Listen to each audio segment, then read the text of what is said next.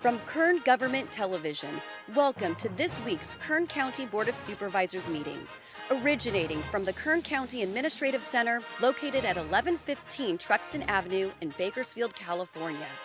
Grounded in ideas, energy, and innovation, Kern County's vision is to be a driving force for the world's fifth largest economy, and our mission is to exceed expectations of the communities we serve, changing the way they feel about government, those who manage it, and the services it provides.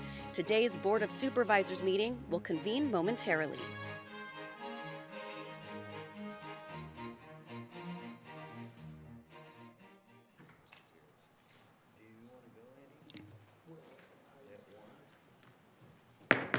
Board to reconvene. Madam Clerk, please call the roll. Supervisor Peters? Here. Supervisor Parlier? Here. Supervisor Flores? Here. Supervisor Couch? Here. Supervisor Perez? Here. Good morning and welcome to the Tuesday, April 28th, 9 a.m. agenda of the Kern County Board of Supervisors. To lead us in our flag salute this morning, I would like to invite up our Kern County Director of Veteran Services, Jose Lopez, as well as United States Marine Corps veteran Richard Knight.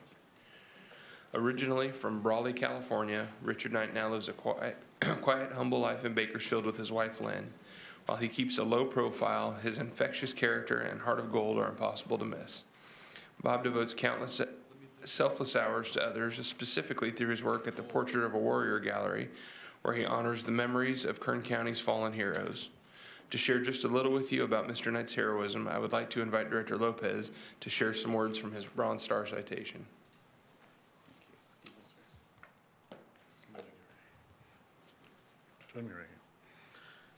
So it's hard to describe somebody's service from an overhead view, and I thought the only way to do it properly was to read the actual citation as it's written.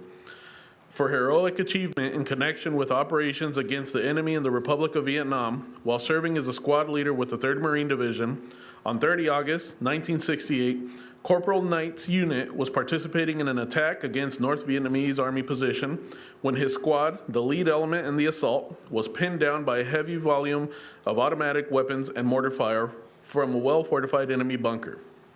Realizing the seriousness of the situation and acutely aware that the intense hostile fire was impeding his unit's advance, Corporal Knight immediately deployed his men to advantageous positions and directed the delivery of accurate suppressive fire. Ignoring the hostile rounds impacting near him, and with total disregard for his own safety, Corporal Knight fearlessly maneuvered across the fire-swept terrain and destroyed the enemy bunker with a hand grenade. His bold initiative and heroic efforts in the face of great personal danger inspired all who observed him and contributed significantly to the accomplishment of his unit's mission. Corporal Knight's courage, bold initiative, and unwavering devotion to duty were in keeping with the highest traditions of the Marine Corps and the United States Naval Service. Signed by the Commanding General of the Pacific on behalf of the President. And this is just one of many of his many citations, as Mr. Knight was also awarded the following: Purple Heart, Combat Action Ribbon, Vietnam Service, Vietnam Campaign, and Vietnam Cross of Gallantry with a Bronze Star. Thank you, Mr. Knight. Thank you, Mr. Lopez. And Mr. Knight, thank you so much for your service, incredible service to our country, and for being here today to lead us in the pledge.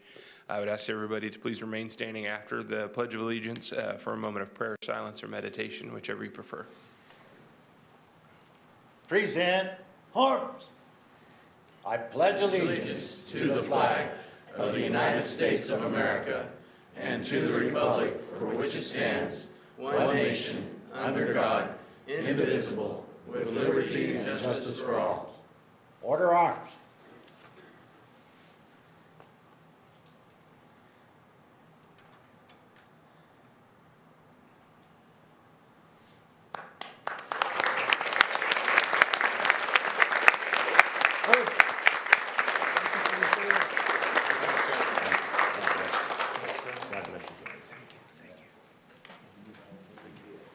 Thank you. Next, our Director of Animal Services couldn't be here this morning, but I would like to invite our Deputy Director, Melissa Wells, to please come up and introduce our Pet of the Week. Good morning. Good morning. Who do we have over here today? A little shy? This is Brownie. He is a little bit shy, but I can assure you he's the best desk dog on the planet because he hung out with me all afternoon yesterday. He's 5 years old. He is a Chihuahua mix, super loyal, but again, a little bit shy. He's available for adoption at Kern County Animal Services. Awesome. Well, thanks for being here, hopefully you have a better rest of your day, Brownie. He's a little, you can see he's a little shaky up here. He's going to hang out with me today. He'll There be you great. go. Yeah. Well, thanks for being here. Hopefully we can find him a home. See you,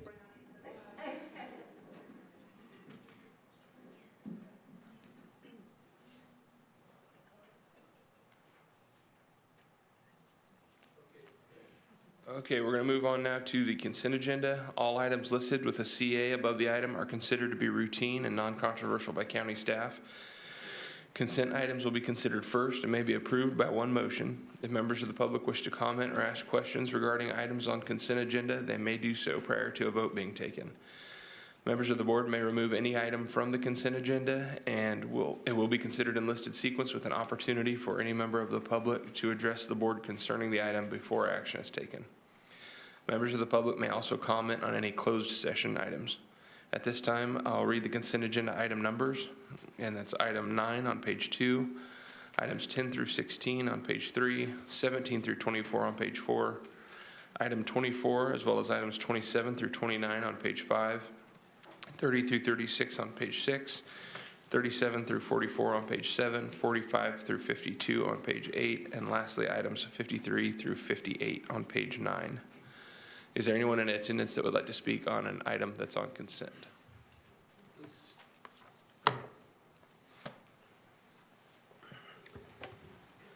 Good morning, Mr. Chair. Good morning to the board. Just have a question. Maybe we would like a little further information on number 37 about the $2 million going to sheep. And I'm assuming that's for fire retardant reasons, but it's kind of unclear where that money is coming from and why we would need to pay $2 million for sheep to graze. Thank you. Sure, thank you. Mr. Chair? I'd like to invite our fire department down just to see if we could get an answer real quick. Thank you.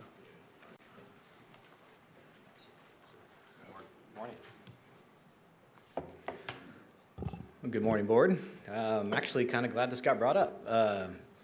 This is a really, really good program. So Assembly Bill 105, sponsored by Hurtado through Supervisor Parlier. In reducing fire hazards, one of the many tools we have is to use sheep. We use masticators, we use bulldozers, but we try to find things that are low impact on the environment. And sheep has been a proven tool. And we used to do this in the past, and we got away from doing it, and now we wanted to bring it back. So working with Supervisor Parlier, we petitioned our local legislators, and they provided the funds for this. So this is strictly going to be funds from the state to us. These aren't county funds. This is specifically earmarked for hazard reduction, and this is going to spur the local economy, help our Wool Growers Association that is, it's just got such a rich tradition here in Kern County. So for us to be able to partner with them and to be able to bring a safer community, it's a win-win. Outstanding. Good. Supervisor Parlier? Thank you, Chief. And Chief, it's a little broader than that too. I mean, this is where Sacramento overregulation has really affected this industry. Kern County was #1 in the sheep herding industry and our local Wool Growers Association. And with an overtime rule that was put in place, where you have shepherds, they stay with the sheep, and they have a trailer that they stay in. But they're essentially now required to pay the shepherds 24 hours a day, even though they may be sleeping. And it is effectively putting that industry out of business. Kern County is really the last one standing in this industry, but it's not easy for them either. This isn't a total fix, but it significantly helps. We met at your facility with the Wool Growers Association to talk about the significance of this and helping not only support that industry, but for fire protection too, because look, those sheep can get in areas that, really hard for firefighters to get to. And how much can a sheep or goat clear, compared to, let's say, some other apparatus? Man, it just depends on the height of the vegetation, but usually you can deploy, Andy, what would you say, 15, 20 sheep, and they can probably clear an acre a day? Anyway, they're pretty good at it, right? Yeah. They're very good. They're really good at it. Yeah, They do. Awesome. Thanks, Chief. thank you. Any other questions? I don't think so. Thank you, Chief. Appreciate that. Sounds like a great program. Thank you, Supervisor. Can I ask? Sure, Supervisor Perez. I just want to make sure, Mr. Shin, if that addressed your concern. It's a great question. We often, I didn't know any of those details really until a question like that is brought forward, and so there can be explanation to the whole community. So I appreciate it. Thank you. I also would like to address, Jeff Sanders, by the way, also would like to address AB 105. Now, I was doing a little research. Ag Alert says 95 or 99% of these sheep and herders are coming from Peru. And I'm not sure how that helps our economy. But they also, when they're finished, take the sheep back to Peru for processing and whatnot. Basically because of what Chris said was of our California policies on labor. But how does bringing the sheep in from another country and the workers from another country, giving them our tax dollars and sending them back, help our economy? Well, sure. I was just going to say, well, I'll go ahead and let you take over. Supervisor Flores, go ahead. No, thank you, Mr. Sanders, for the question. The local wool growers association has many Kern County ag families and ranchers, and so they use their product for American meat. The lamb industry is what you eat at wool growers. They buy American, they sell American. It's for the American domestic market, and we're in great competition with New Zealand. And so this is one of the last industries for lamb in the U.S. And so a lot of the wool is this local Kern County wool is some of the finest wool in the world. It's shipped to Italy, and the Italian clothing industry uses American Kern County wool for clothing making. So it ultimately helps our Kern County economy. I can't speak to the shepherd and the labor part. I don't know if they're here, full-time or part-time. That's a different question that I can't answer. But the end product does benefit Kern County and Kern County ranching families and Kern County General Fund. I guess what I'm looking for is maybe we can find some pushback of getting more importance on our locals, because right now they're going back to Peru. Some of them they're making money on them, but even our locals are sending the sheep out because it's cheaper to keep them in another country than it is here. And it's because of some of the legislative laws on farm labor and such. Thank you, sir. And I don't know the rules on sheep. I'm not a sheep farmer, but I know that even taking my horse across state lines to go to a team roping takes an act of Congress and Coggins tests and everything else. So I would be surprised if they're hauling the sheep back and forth, but you learn something new every day. Supervisor Parley, did you want to jump in there one more time as well? Yes. So when you talk about the Wool Growers Association here in Kern County, you're talking about families that have been around for 100 years or better, multi-generational shepherds. It is true that the ones that are staying in a trailer are really generational too. They've been coming up from Peru for a long time. Some are actually professors and well-educated people, but they can come up and make a significant amount of money, which really isn't necessarily significant to us, but it is to them. Now, I had plenty of conversations regarding the meat, the wool with them. As Supervisor Flores explained, that meat is highly desired. It's a better product compared to other locations or out of country meat products for sheep. And anyway, I think it's a win for us. Obviously, if there was less regulation, this overtime rule with Sacramento, I don't think there would be a need for this grant. But at least in the interim, it does support us and that industry. Can I send you the ag report. Thank you, Supervisor. Send me anything you want. I look forward to it. Thank you. I just wanted to add to that conversation. I live in East Bakersfield, so my children have grown up going to school to Cesar Chavez and Cato, and we have always looked forward to watching the sheep out there. I'm border collie owners for 25 years, and we love watching the working dogs work. And I've actually spoken to the sheep herders out there that are local, because I have border collies, and border collies are very valuable here in Kern County.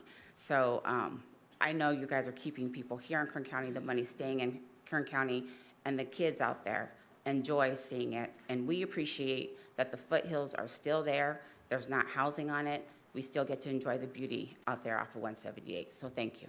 Thank you. Can we get your name for the record? Oh. Nadine Escalante. Thank you.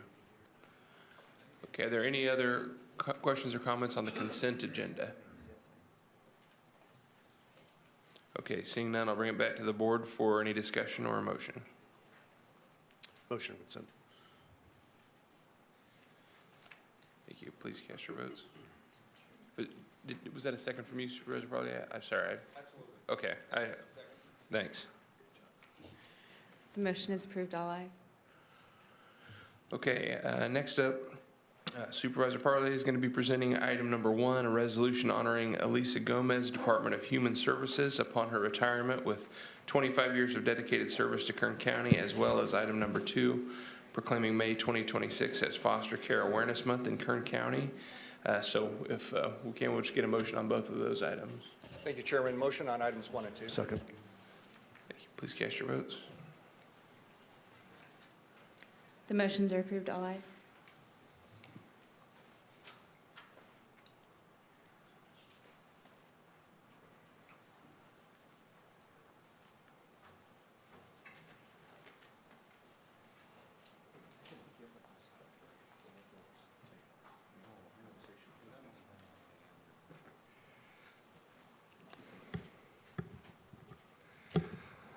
Well, I will say the documents, the paperwork I had up here has disappeared. So whoever came up and took some paperwork, oh, thank you.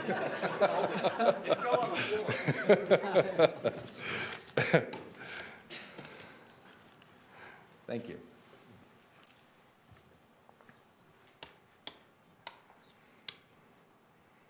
Okay, we don't have a light either.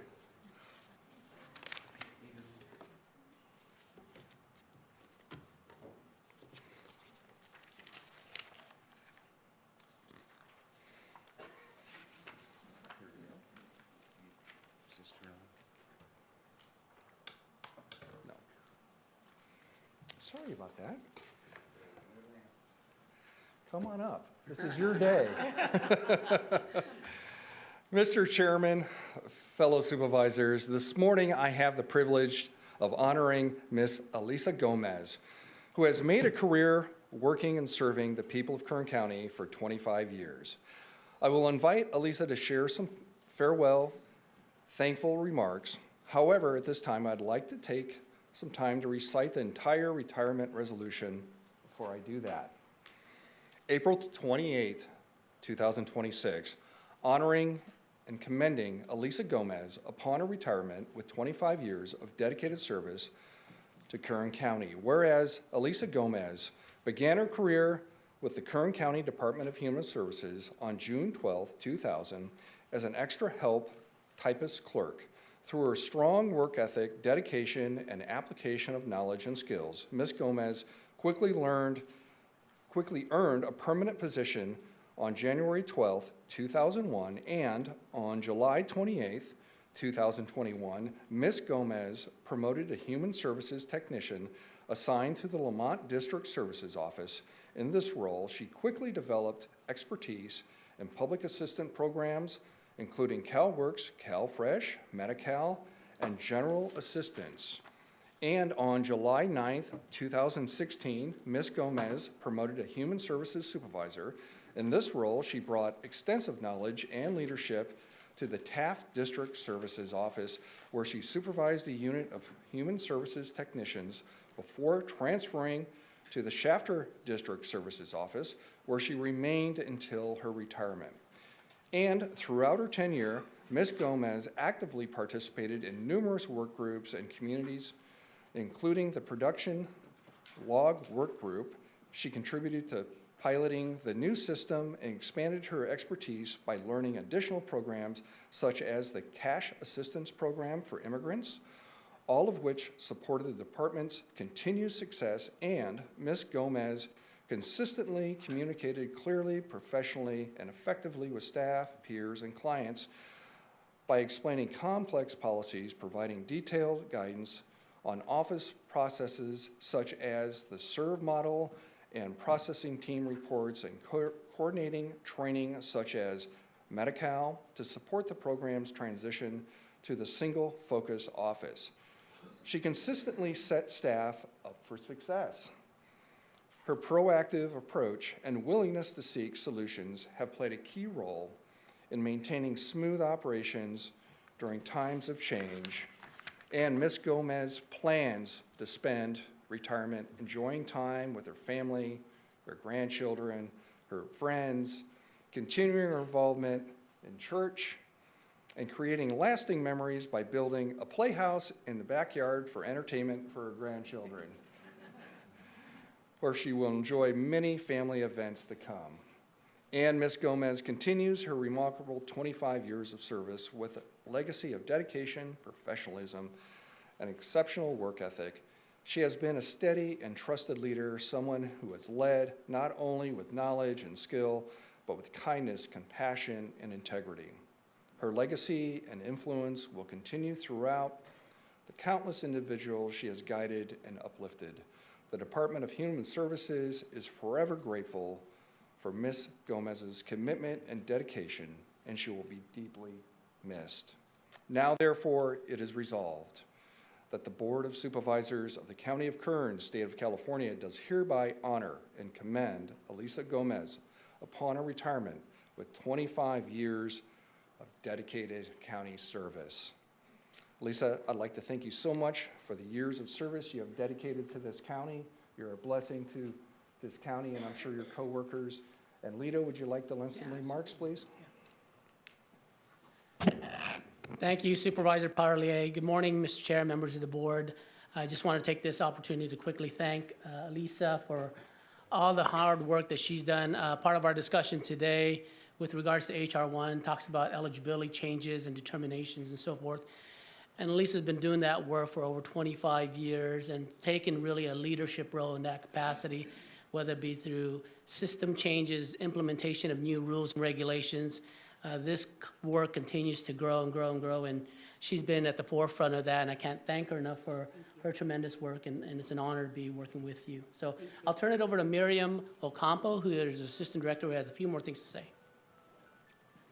Good morning, Chair, board members. I want to thank you, first of all, for acknowledging Elisa and all her work that she has done for DHS in these past 25 years. I think her proclamation says it all. She's a dedicated, true leader, and her staff truly, truly appreciate her and will miss her. We do wish her the best. As you heard, she served our community in 3 district offices, Delano, Taft, Shafter, and I understand she also at one point served Fraser Mountain community as well. We wish her all the best. We will miss her, but we know she's wanting to spend more time with her family and her 18 grandchildren. So thank you, and thank you for your time. Thank you, Lisa. Did you want to say? Sure. Good morning. Thank you so much. Here today with me is my daughter, Julianne, my son, Julian, and my niece, Amanda, who also works for the Department of Human Services. First of all, I'm grateful to God for the opportunity given to have been able to serve and work for the Department of Human Services. I consider it a privilege and an honor. And also, you know, with all the challenges that took place, I'm grateful that I've been able to persevere and to endure because the job is not easy. It takes a strong person to be able to manage and to work this type of work, you know, helping the public, the families, the children. And also, I want to thank all the staff, all the people that I have met through my time I've met so many amazing coworkers, staff. I've had the privilege of supervising amazing teams. I've had great supervisors, and I now consider them my family. So I will miss everybody, but like they said, on to enjoy my children and my grandchildren. So thank you. Thank you. Thank you. Thank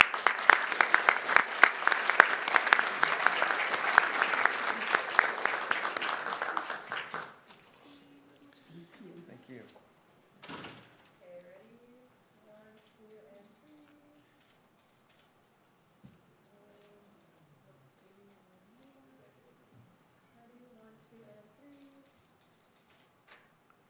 And one this direction, too. No wonder Supervisor Parley was panicking when he lost his paper. That's a lot of accomplishments to try to remember.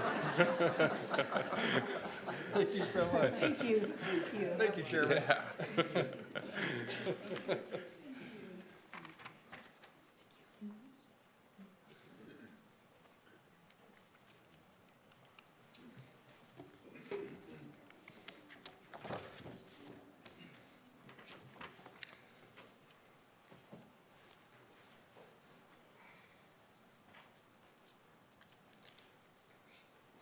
Oh, you're getting the whole team down. Yeah. Very good.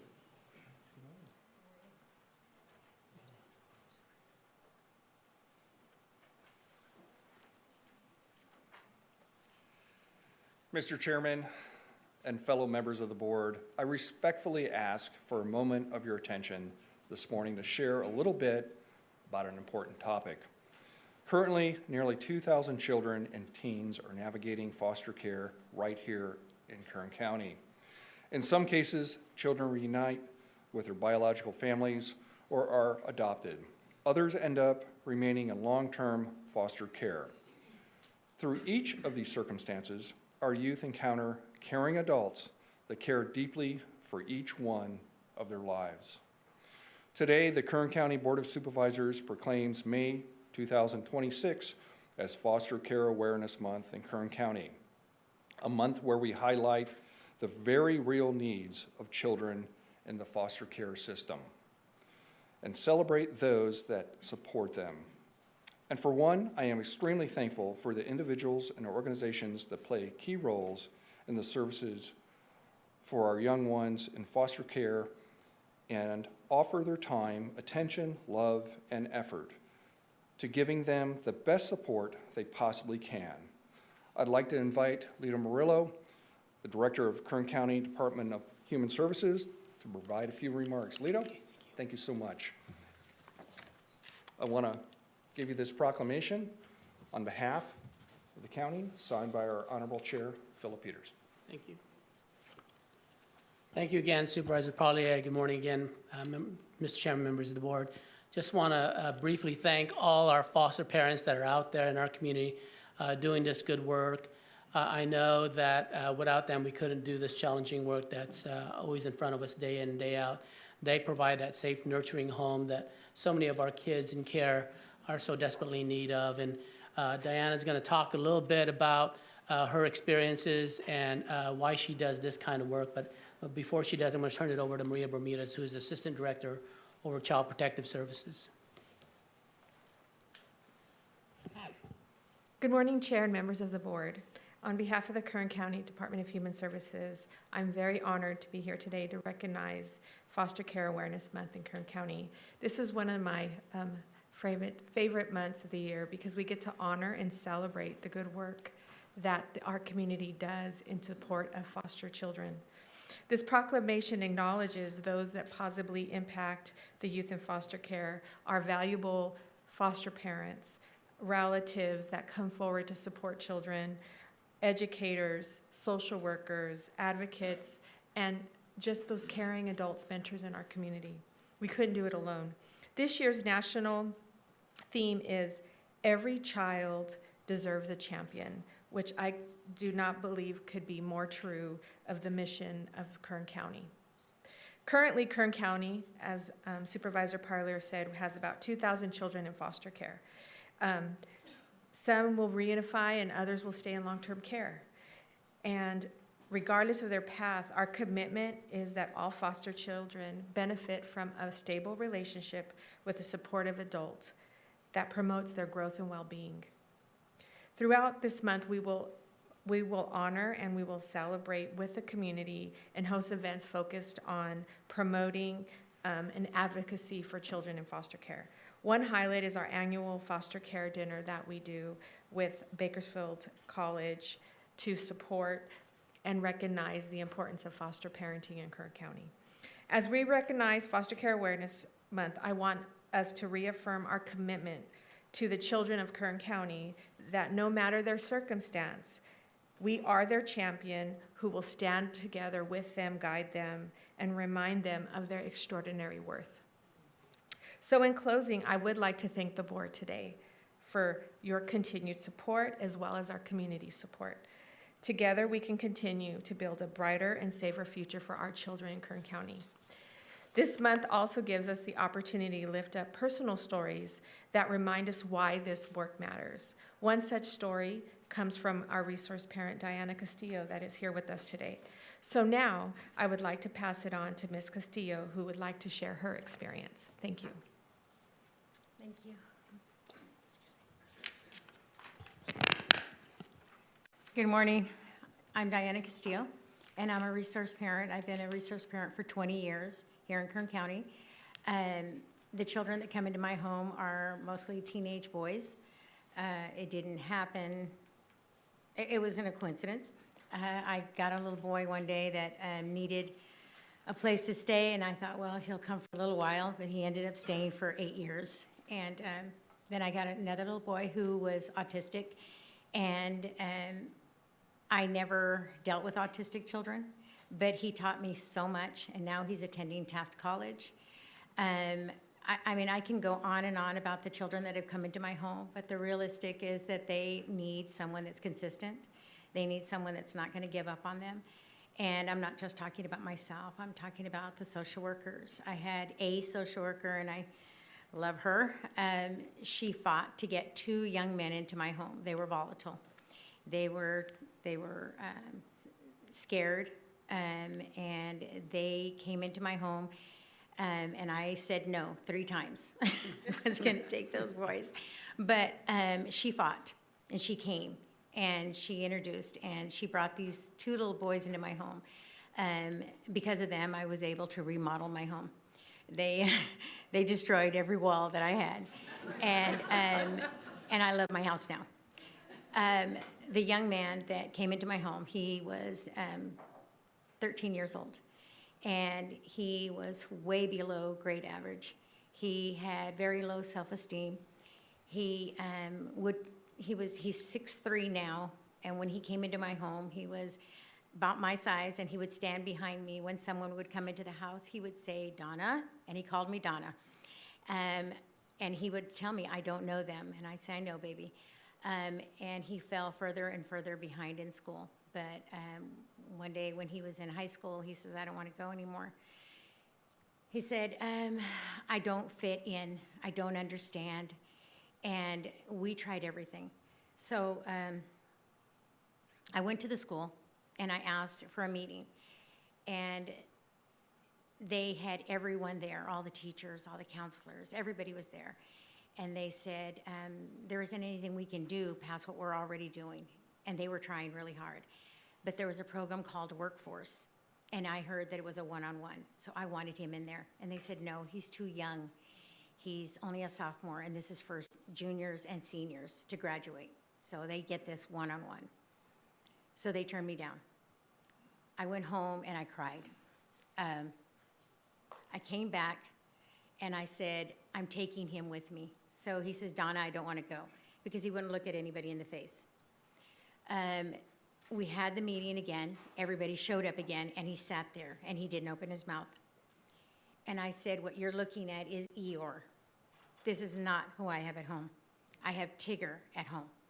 And I asked them to pull up all his attendance from the time he was in kindergarten. It was all blacked out. The child was never in school. They finally said, "Okay, we're going to put him in Workforce." We put him in workforce, and he is excelling. He just turned 17. He has friends. He's going places. He's doing things. And he said to me one night, he said, Donna, I feel sorry for foster kids. And I said, why? He said, because they're not here with you. That is the biggest compliment you can get. My goal is to have children come into my home that are hard to place, because I know that these kids will excel and they'll do well as long as there's consistency. Foster parents are amazing, but they don't do this alone. We have the social workers, we have the judges, we have the lawyers, we have the counseling, we have the programs, and they help us. They help us get to where we're at right now. I mean, I don't have a long list of children even after 20 years, because they come into the house and they just don't leave. So, and I'm proud of all of them. You know, I advocate for teenage boys because people are afraid. They think, oh, they're gonna steal my car, they're gonna wreck my house, and they might. But, but if they stay in the home and there's consistency, they do well. They need a diving board. They need to be able to dive into this world healthy and strong and confident, and they can't get that when they go from house to house. They get that when they stay in a house and they show themselves. People ask me why I do what I do. I love it, and I'd be lost without them. I just can't stand here and accept anyone to say you're doing a great job without looking at all the people behind me that are helping me do what I do. And my children are better for it. I have a 13-year-old who's in my home who is exactly like my 17-year-old when he walked in the door. And every time I say, okay, we need to sit down and talk, he says, are you sending me out?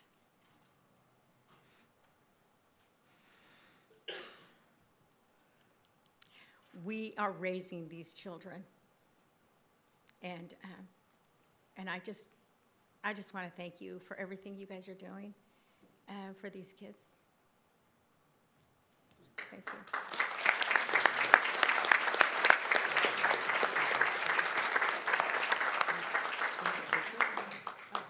Thank you for everything you're doing. I mean, God bless you for that. That's really incredible. So thank you and all of our foster parents and team working with this really vulnerable segment of our society. It's really incredible work.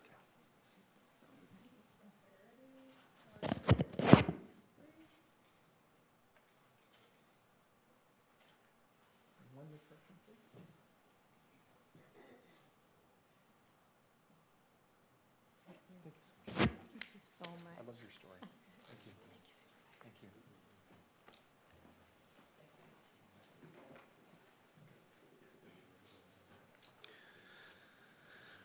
Okay, next up, we're going to move on to item number 3, and that is proclaiming May 2026 as Latina Maternal Health Awareness Month in Kern County, and this will be presented by Supervisor Perez.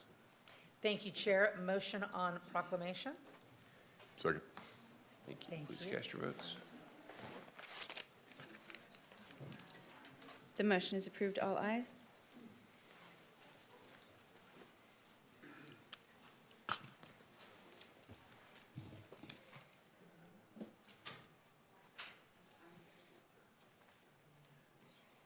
Ready to come down? Come on down. Come on over. There's choices. You want to make it here? Got it. Okay. So my mistake. Okay. Good morning, Chair and colleagues. It is with a heavy but hopeful heart that we proclaim May 2026 as Latina Maternal Health Awareness Month in Kern County. We make this proclamation today in hopes of highlighting the unique needs and complexities that our Latina neighbors experience during pregnancy, delivery, and after childbirth. Latinas account for nearly 50% of births in California and nearly 70% of births here in Kern County. It is why it is imperative that we work together with groups such as Save a Mom, Save a Family, Consumer Watchdog, 3 Moon doulas and other essential organizations to ensure that our next generation of teachers, officers, Marines, leaders, who we know will overwhelmingly come from Latina mothers. It behooves us and our entire community to be aware, as the implications are so far-reaching, our economy, our society, and beyond.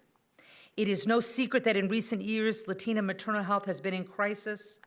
In fact, according to the U.S. Department of Health and Human Services Office statistics over the last few years, Latina mothers were 80% more likely to receive late or no prenatal care as compared to non-Latina mothers. Prenatal care is a vital, basic component of comprehensive reproductive health care. Regular prenatal care throughout a pregnancy helps to catch potential concerns early and helps reduce the risks of pregnancy and birth complications. Expanding access to prenatal care services is a key aspect of protecting mothers and families from tragedy. As many of you may know, after my first son, Jude, was born, we had a relatively simple, easy delivery. We then struggled dramatically, painstakingly, and quite devastating as we suffered 3 miscarriages. One, we lost so much blood. The future did not look bright as my family arrived to the hospital to pay wishes. The reality of child rearing and childbirth are so complex. It is not a subject that we talk about easily or openly, often ashamed. I was amazed after I started to tell the world I had 3 miscarriages, how many women I knew that had had multiple miscarriages themselves, how many men I knew whose sisters or mothers had experienced the same reality, but amazingly, we do not talk about it. So I share my story with you today because I've been so compelled by what I have seen from Ms. Dominguez and so many others within this movement to attempt to highlight how education, caring, and concern can really lead to outcomes that are beneficial, that are good for the community, that are good for family, that are good for our souls. So thank you for what you do. Thank you for highlighting this issue. We do not suggest Latina healthcare is more important than anybody else's healthcare. It is all healthcare is important. All our mothers are important, but certainly as an area that we need much room to grow on in education. I appreciate you being here to highlight this reality. So the floor is yours. I want to present this to you. You're an advocate for all kinds of underdogs in the community, and I love you for that. But here today, we acknowledge a challenge in our community that should be addressed and that will benefit all of us. All right. So, to you. Thank you. Thank you, Supervisor Perez. You're welcome. Thank you, Supervisors. Ms. Tracy Dominguez wasn't able to be here this morning, or 3 Moons Doula Collective, because we had a scheduling error, but we'll be here on the 12th. But I just wanted to say I'm new to this doula world. I'm a training thanks to the advocacy work of Tracy Dominguez and Supervisor Perez and Senator Hurtado. Kern County was able to get funding to do training for doulas that we are in desperate need here in Kern County.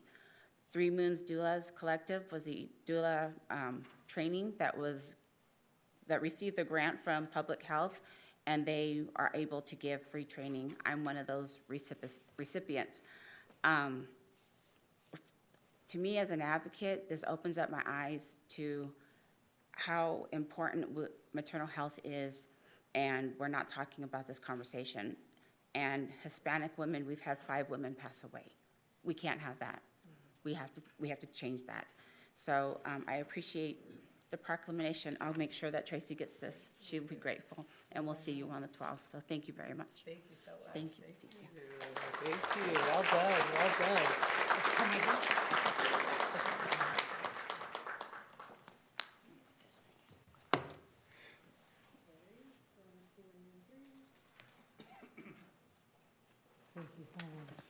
Here you are.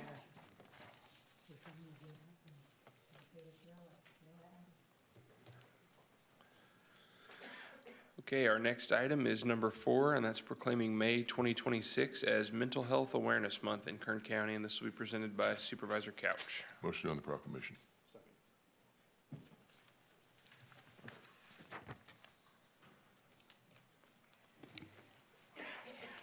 The motion is approved. All ayes.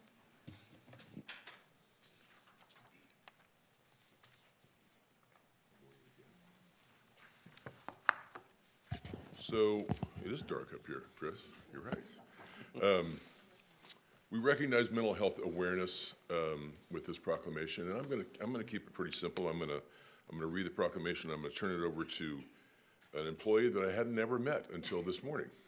I don't know if you all have either. Her name is Heather Hornibrook. She's the Deputy Director of Current Behavioral Health and Recovery Services. It's nice to meet you again. You guys recognize her? I don't think I knew the assistant animal director that came out this morning either. Was she new? Kind of? Somebody ought to introduce these people to us every once in a while. All right. You reveal too much. Unlike the dogs that keep it all to themselves, right? The Board of Supervisors of the County of Kern, State of California has officially proclaimed May 2026 as Mental Health Awareness Month in Kern County. This recognition has been entered into the official board minutes, signed by that guy, our Honorable Chair, Philip Peters. Heather? Thank you. Thank you. So much.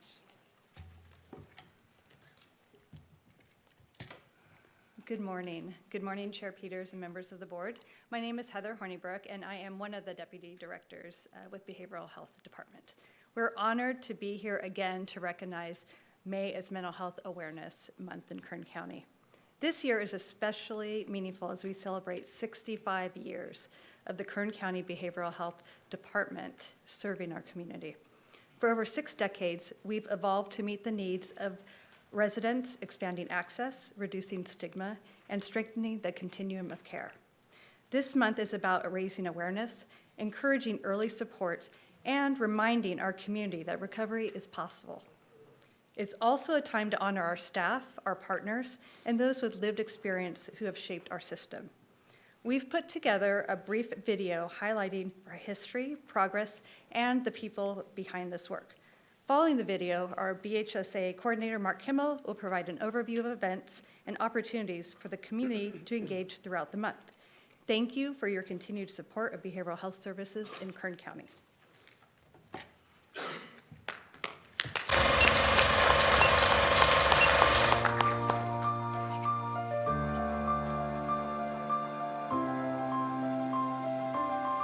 In 1957, a new vision for mental health care began to take shape in California.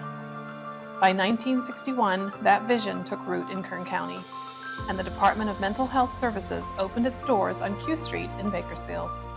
With just a handful of staff, under the leadership of Salvador Jacobs, the first director, and a modest budget of $36,000, a foundation of care was built. At the time, services were limited to voluntary outpatient care for adults, but the need was growing, and so was the vision. A major milestone came in 1979 with the opening of Kern County's first full-service facility on Mount Vernon Avenue, now known as the Mary K. Shell Behavioral Health Center. From those early beginnings, the system steadily expanded. In 2017, the department strengthened substance use disorder services under a state plan waiver and became the Behavioral Health and Recovery Services Department, a name that reflects a broader, more integrated approach to care. Today, we have grown into a department of more than 900 dedicated staff, and our services are supported by an expansive network of contracted providers. This is no longer a single location or a single program. This is a connected system of care, reaching across Kern County through trusted partnerships, meeting people where they are when they need it most. Together, our staff and providers serve thousands of individuals and families each year, both adults and youth, offering care that spans prevention, crisis response, treatment, and long-term recovery support. In recent years, our system has responded to changing community needs with a strong focus on crisis care and support for individuals experiencing homelessness. From the Ridgecrest Crisis Unit to a sobering center, 2 new psychiatric hospitals, mobile street psychiatry, and an upcoming youth crisis stabilization unit and family resource center. Our staff are expanding access where it matters most. But the impact of this work goes far beyond clinical care. Education, outreach, and stigma reduction have always been at the heart of the mission. Through community partnerships and outreach efforts, our staff and providers are connecting people to care and support, while building understanding, reducing stigma, and strengthening hope. And that work is making a difference. Much has changed over the past 65 years. The building, the name, the people, and the services. But what hasn't changed is our commitment to hope, to healing, and to recovery. And above all else, to the people of Kern County.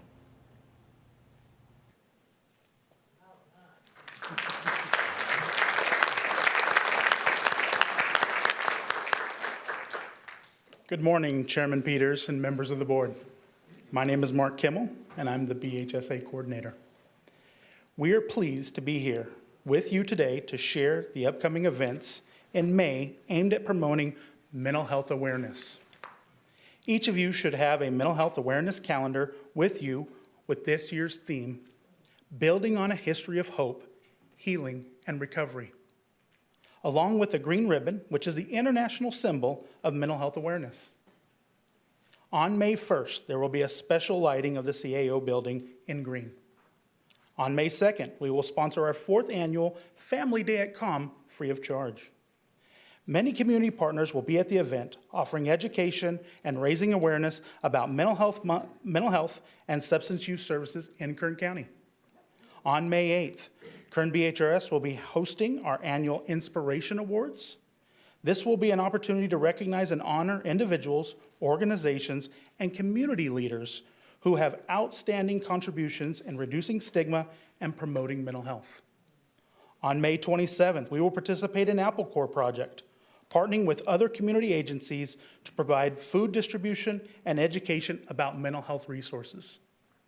There are many wonderful events taking place in our community promoting mental health awareness and supporting those in our community who will be facing challenges. Thank you again.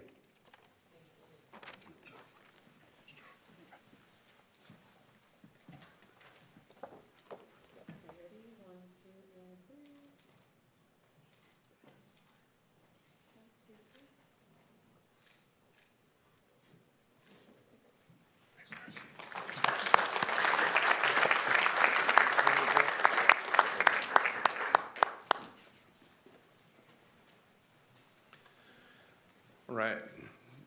Our next item is number 5, and that's proclaiming May 2026 as Asian American Native Hawaiian Pacific Islander Month in Kern County, and this will be presented by Supervisor Flores. Thank you. Motion on item 5. Second.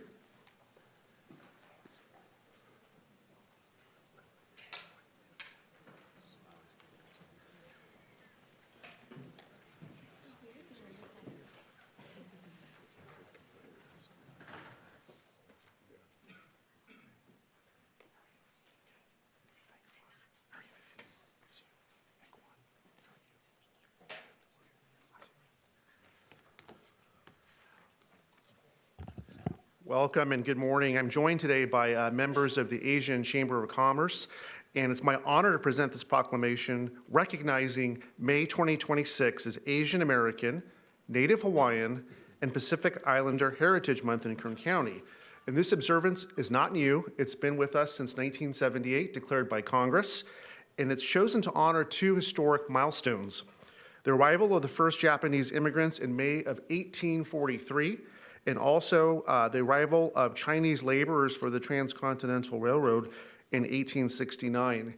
And I'd be remiss if I didn't mention that the first Asians came to California and landed in Morro Bay, our Filipino brothers and sisters, in 1587 in California. That's how long they've been here, prior to even the Declaration of Independence. So local impact.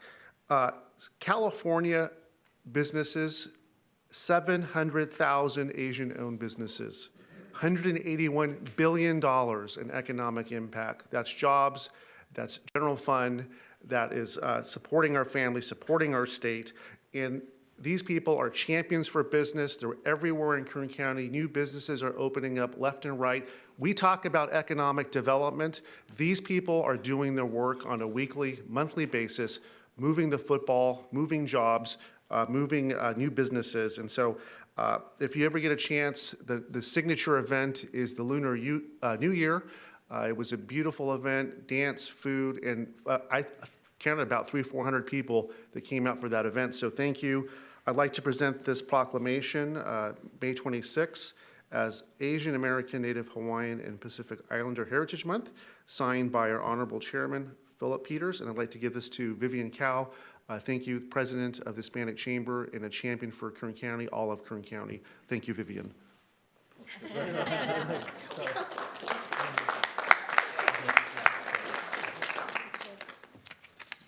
Jeff, you said Hispanic Chamber. Did I say Hispanic Uh-oh. Chamber? Uh-oh. We all love each other, all the chambers. Asian Chamber, I'm sorry.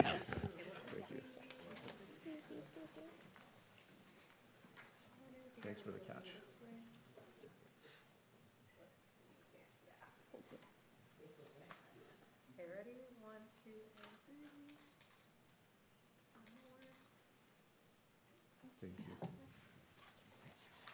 Let me just say a few words.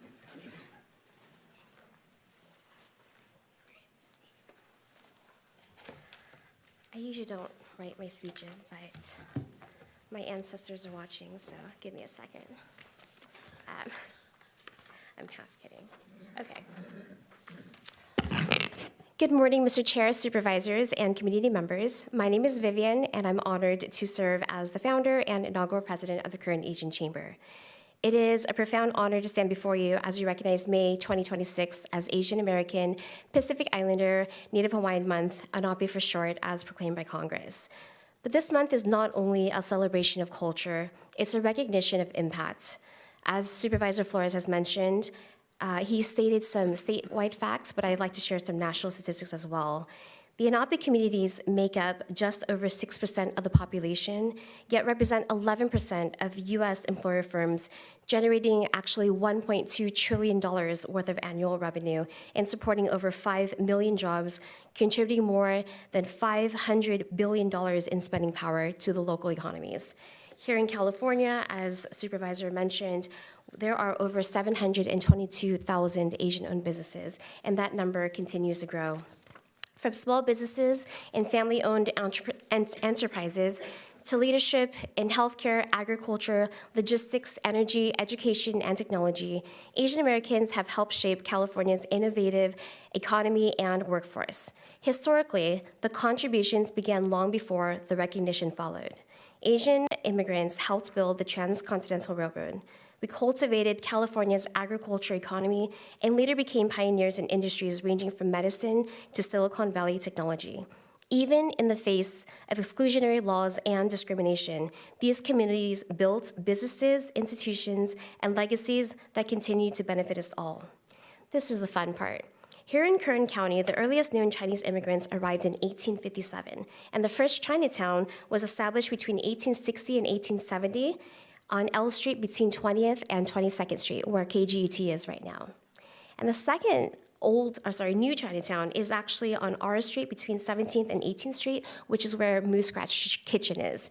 And actually, at the census in 1880 reports that there were 801 residents in Bakersfield, and 250 of them were Chinese. And that's why we have major street names as an ode to this era, such as Ming Avenue, China Alley, and China Grade Loop. But beyond these numbers, this proclamation is about something deeper. It's about visibility, it's about belonging, and it's about ensuring that the stories, the contributions, and the voices of the ANAPI communities are recognized, not just this month, but every day. Because representation does more than just reflect reality, it expands what is possible. As president of the Chamber, I'm beyond proud and honored to work alongside so many community leaders, supporting small businesses and building bridges across cultures. We see it in these small business corridors and healthcare professionals, developers, educators, and entrepreneurs. We see it in the growing number of Asian-owned businesses, especially the restaurants that are coming, on a weekly basis, contributing to local jobs, services, and economic vitality. And we see it in the next generation, the students, the young professionals, and the leaders who are shaping the future of this country. We've been so immensely blessed to have the support of our community, from our chamber brothers and sisters, our electeds, our nonprofits, our media friends, and especially our members and sponsors. Our second birthday is coming up on May 3rd. We've only been around for 2 years. And we are especially excited to celebrate some of a series of celebrations that highlight culture, entrepreneurship, and community connections right here in Kern County. I'm gonna go ahead and talk about the events. We have a mixer at Woolworths on the 14th. Everybody's invited. And we have 3 forum discussions, including a public safety forum on the 21st at the Bakersfield Fox Theater. We have a real estate forum, and we have a bias in legal... Elimination of legal bias. And then we have 3 grand openings, starting with Sarop on May 7th, in conjunction with the Hispanic Chamber. We have Me Wellness Spa, which is the Korean head spas, the scalp massages, and all the fun stuff. And then we have all the grand openings for Cali Ray's, which was formerly West Coast Sourdough, which there are 6 locations, and that will happen on May 9th. And then we have cultural events, such as dumpling making and wine and paint night. So for more information, visit us at KernAsianChamber.com, and any one of us is available to have a chat with you. Thank you so much for your time. When's 85C? Thank you. Oh, yes, it's coming up soon. The soft opening is April 20th to May 15th, and then they're figuring out operations, and we'll let you know. Yeah. Oh, yes. And we have Lane Wilkin, which is actually this Friday. It's a huge deal for the Filipino heritage. It celebrates a historical... Lito, do you want to share a little bit about it? Okay. Lane is a renowned heritage purveyor, and he does it's a wooden stick that uses kind of a methodical tattooing technique, and it's almost like, Jason Momoa has the tribal tattoos. It's similar to that. And so we have a demonstration on,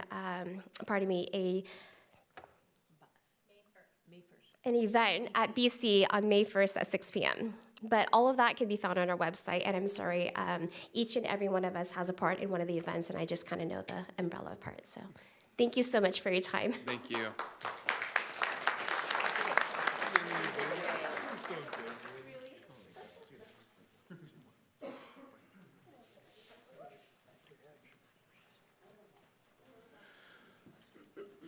All right, our next presentation is item number 6, and that will be proclaiming May 2026 as Older Americans Month in Kern County. And I will be making the presentation, so I will make a motion to approve.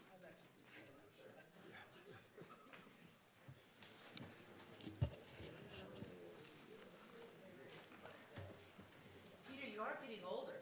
Right?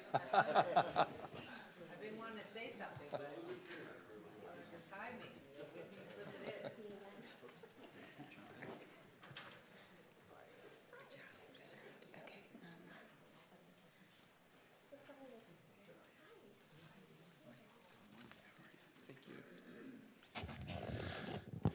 All right, well, good morning, colleagues. It's my honor today to be joined by our Director for Aging and Adult Services, Jeremy Oliver, and presenting this proclamation from the Board of Supervisors, officially proclaiming May 2026 as Older Americans Month in Kern County.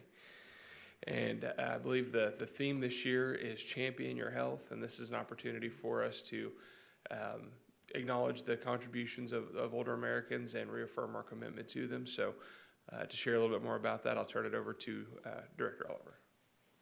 Thank you. Thank you, Chairman Peters, members of the board, for this proclamation in support of Older Americans Month. Yes, please. I actually have a quiz for us with regards to this year. And I'm also pleased to be joined by some of our Commission on Aging. Our actual chair is Commissioner Judy Snyder, Commissioner Cow, and Commissioner Yolanda Prado. I'm sorry, Vivian Cow. I missed the first name, but yes.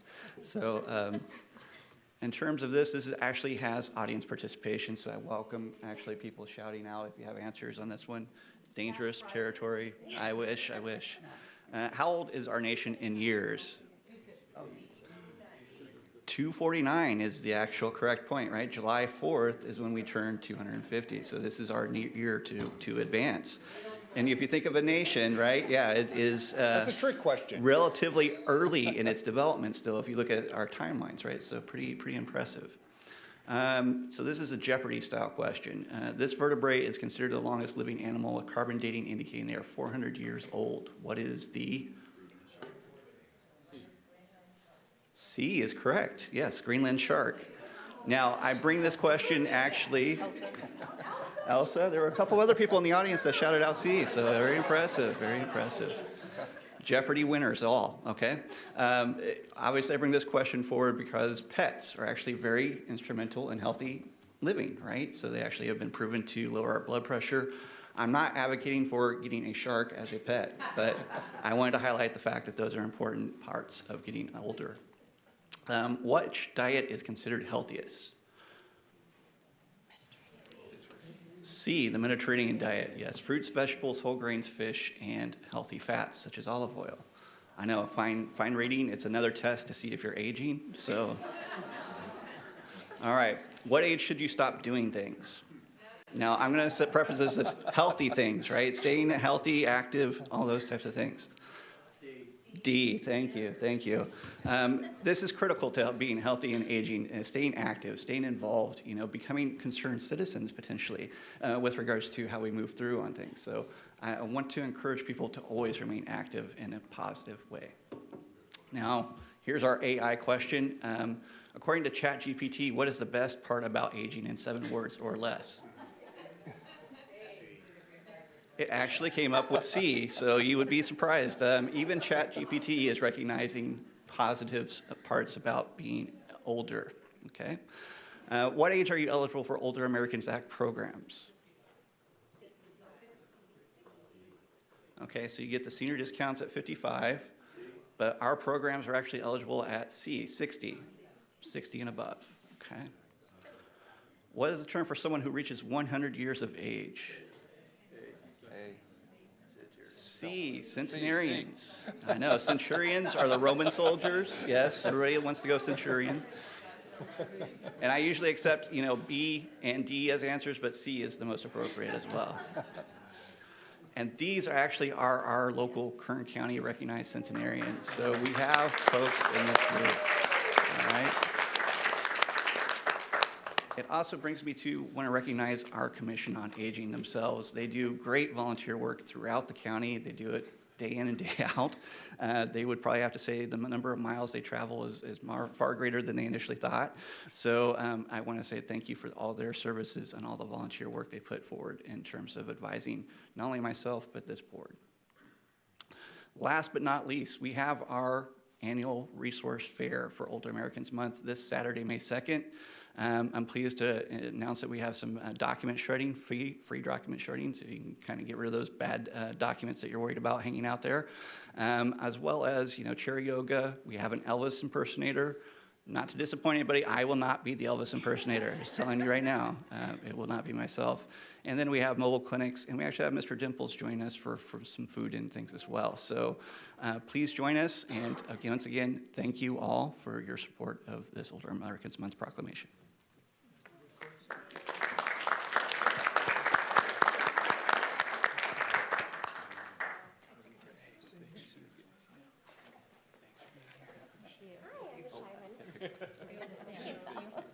Jeremy, that was a great presentation. I got them all wrong, but it was fun.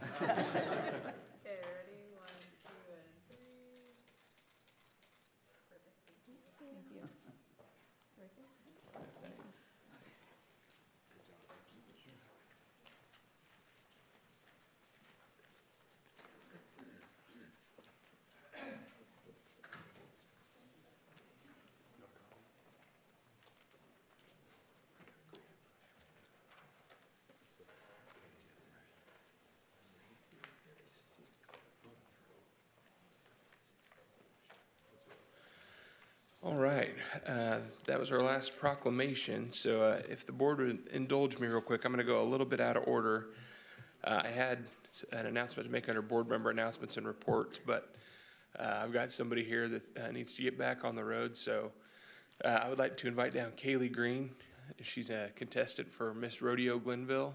This is a rodeo that's been near and dear to my heart. I've competed in over the years. My family's raised cattle there forever, and this is a awesome contest, and she's going to tell us a little bit more about what she's doing and about the upcoming rodeo. Hi.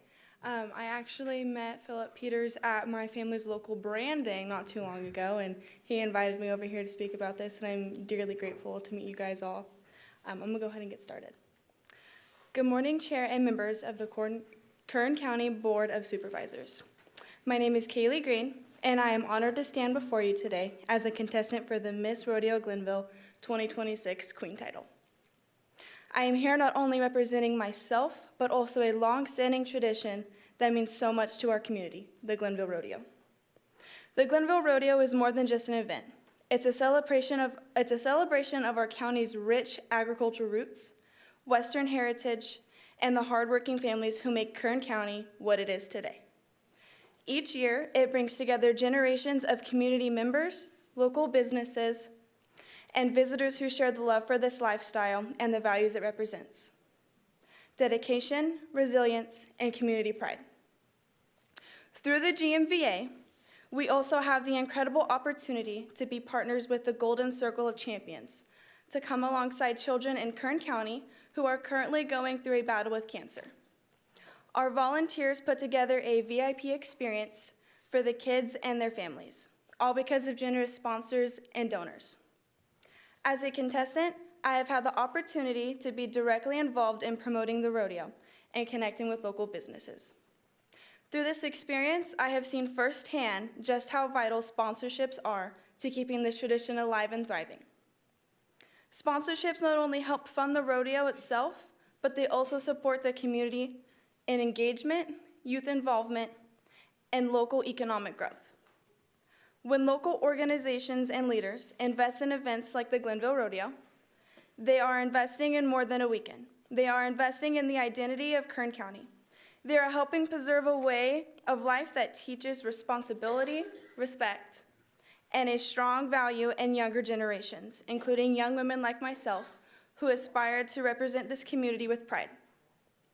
Your support and encouragement can make a lasting impact, whether through sponsorships, partnerships, or simply helping amplify awareness. Your role is essential in ensuring that this cherished tradition continues for years to come.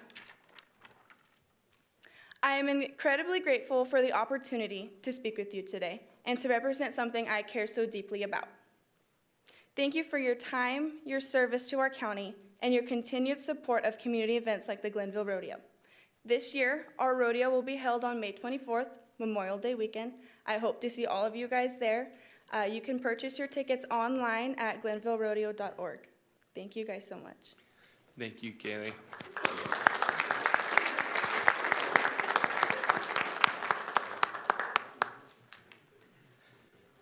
I actually got the honor of judging the part of the Miss Rodeo Queen competition a few years ago, especially the rodeo knowledge and horsemanship parts, and I had no idea how much goes into that. I just know ranch horses. You guys should have been judging me on my horsemanship knowledge, so it's really impressive what you guys are doing, so good luck.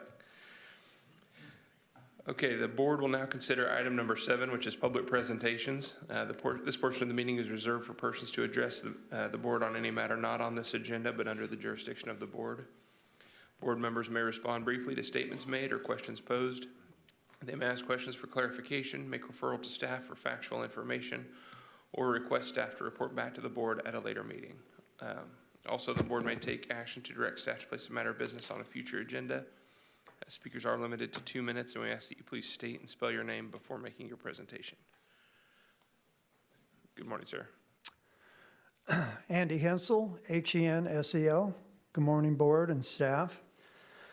Remember Big Brother and the Thought Police, the book by Orwell called 1984?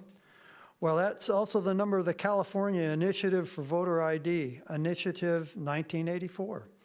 This name will probably be changed to a lower number, but for now, the proposition has been given the number of the initiative.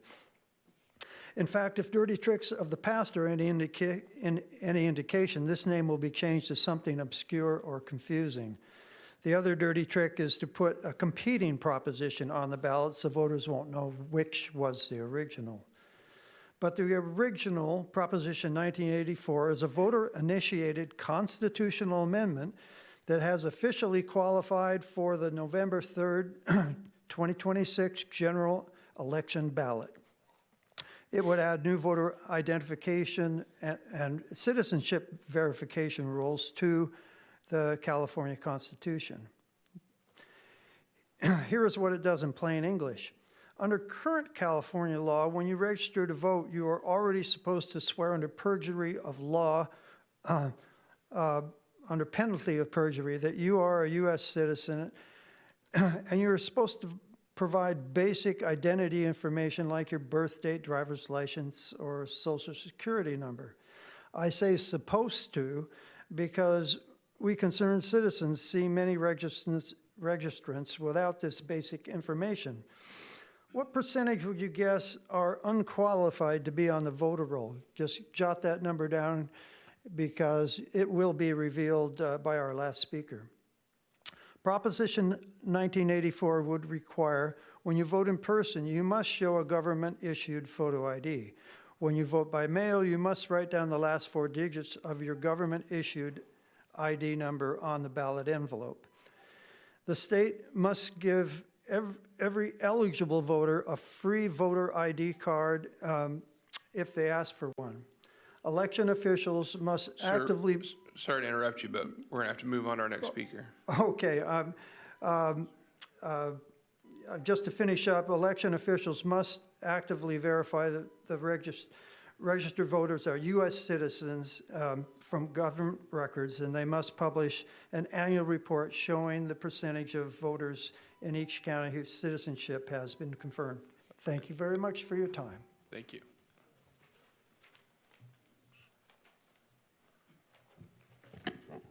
Dennis McLean, MC, capital L-E-A-N. Good morning, Chairman Peters, supervisor, staff, and those watching online. Our group is supporting Measure A in the upcoming election.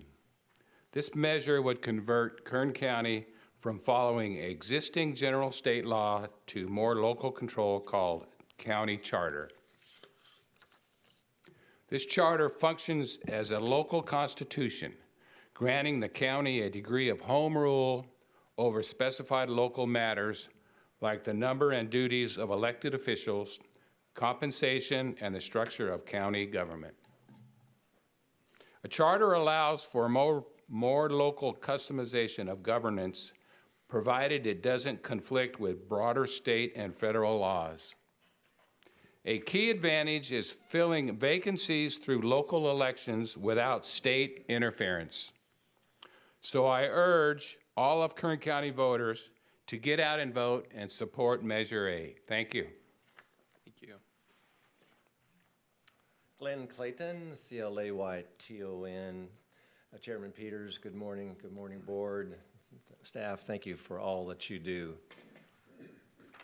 We want to encourage you to support Measure A on the June 2nd ballot. Measure A will ensure Kern County supervisors are selected by Kern County residents, not Sacramento politicians. As it is now, if a vacancy occurs in the Board of Supervisors, the governor gets to appoint the replacement. Sacramento hasn't been good to us. Sacramento won't consider or know about our local concerns or meet our needs in appointments. For example, we believe we have a need in Kern County to verify if the votes are being tabulated correctly, since our ROV and election staff do not have the system software code.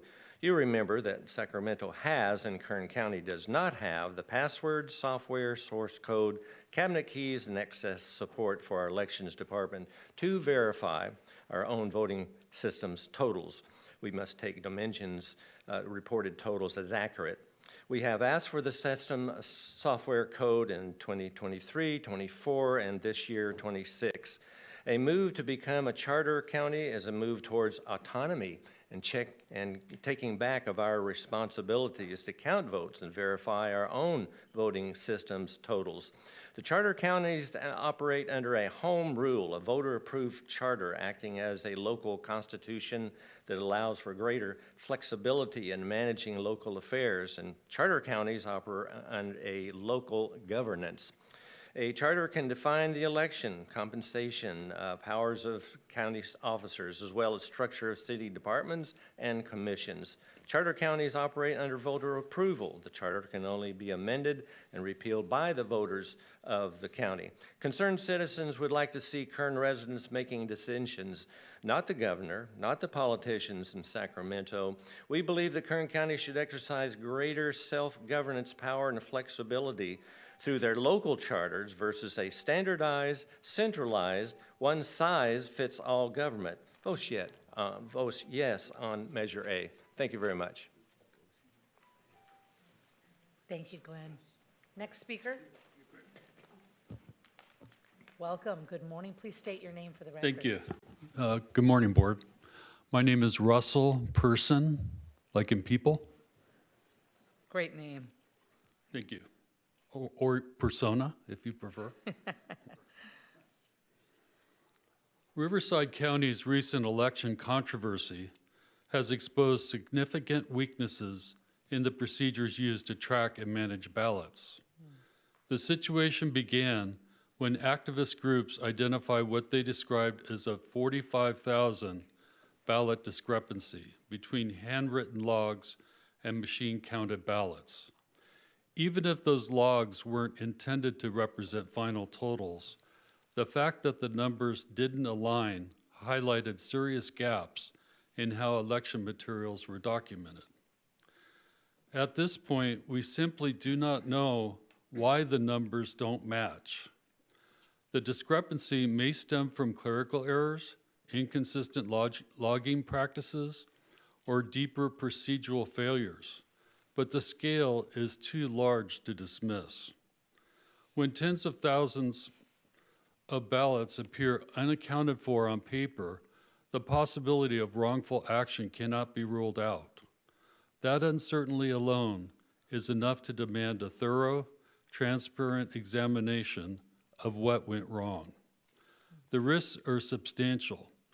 When ballot counts and logs diverge, it opens the door to questions about chain of custody integrity, unauthorized access, duplicate entries, or ballots cast by individuals who may no longer be eligible. Even if the final vote totals remain accurate, the presence of unexplained discrepancies creates vulnerabilities that can be exploited, misinterpreted, or used to undermine public trust.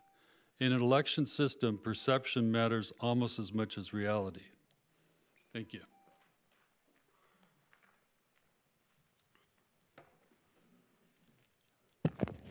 Good morning, Chairman. Good morning, Board. I am Charles Shin, S-H-I-N-N, concerned citizen. Let's review the legal registration requirements.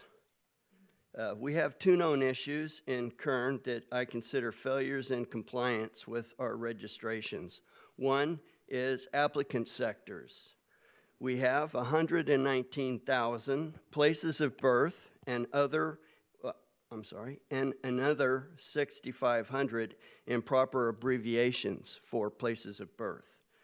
Number two, we have fraudulent birth dates. There are 3 known in Kern County to have the birth date of 1850. And we have 139 with January 1st of 1900, exceeding all living known persons. These examples total 24% of our total voter registration. The purpose of voter application questions is to establish eligibility and verification. That's identity confirmation, residency verification, and age requirement. Compliance with legal requirements answer questions to help all voters adhere to legal standards, and these are legal compliance. All applicants meet state and federal regulations. Federal and electoral system, which maintains integrity of elections by preventing fraud and ensuring only eligible individuals can register and vote. Inaccurate and missing information on voter applications leads to disenfranchisement. Eligible voters may wrongly be removed due to inaccurate data. Eligible candidates suffer inflated signature requirements. So ineligible voters disenfranchise legitimate voters and candidates alike. Concerned citizens request the Kern Board of Supervisors in their jurisdiction to ensure maintenance and responsibility to ensure continuous, accurate county records and bring our records up to date and review the process to prevent future failures in compliance. Thank you.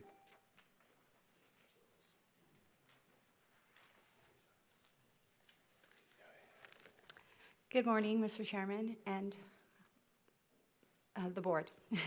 My name is Amber Fisher, F-I-S-C-H-E-R, and I'm very glad to be here this morning to represent safe camping. If I can take a moment and just have these pass to each one of you. Would that be all right? Sure.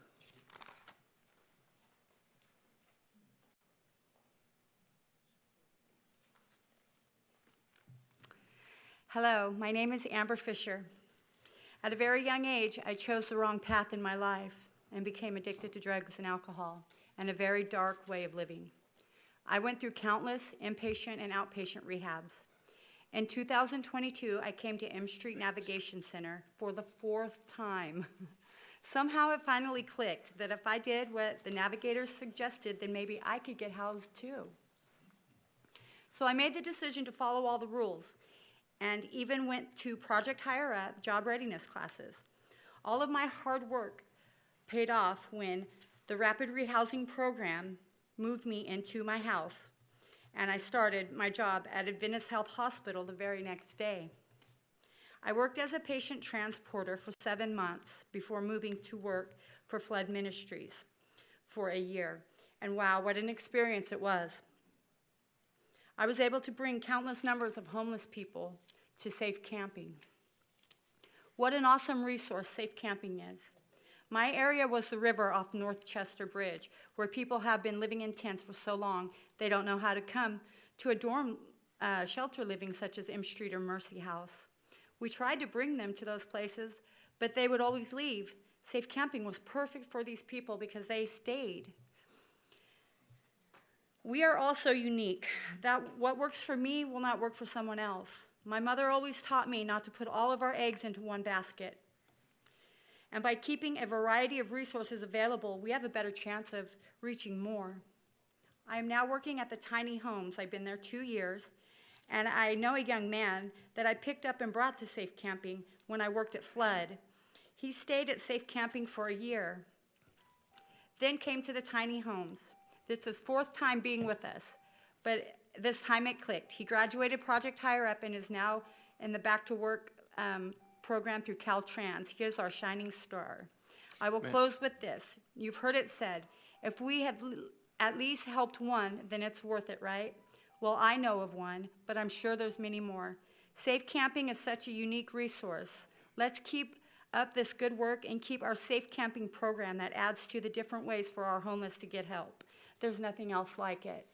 Thank you. And I handed out the flyers to let you know that because of the resources of this city, it has developed a love in me that I have developed a compassions group where we go out to the nursing homes with therapy dolls and let the people in the nursing homes hold the dolls. And it's very therapeutic. And I appreciate that. It's a volunteer thing. Be happy to get some more information if you'd like to share with our offices and reach out that way. Thank you so much. Thank you so much.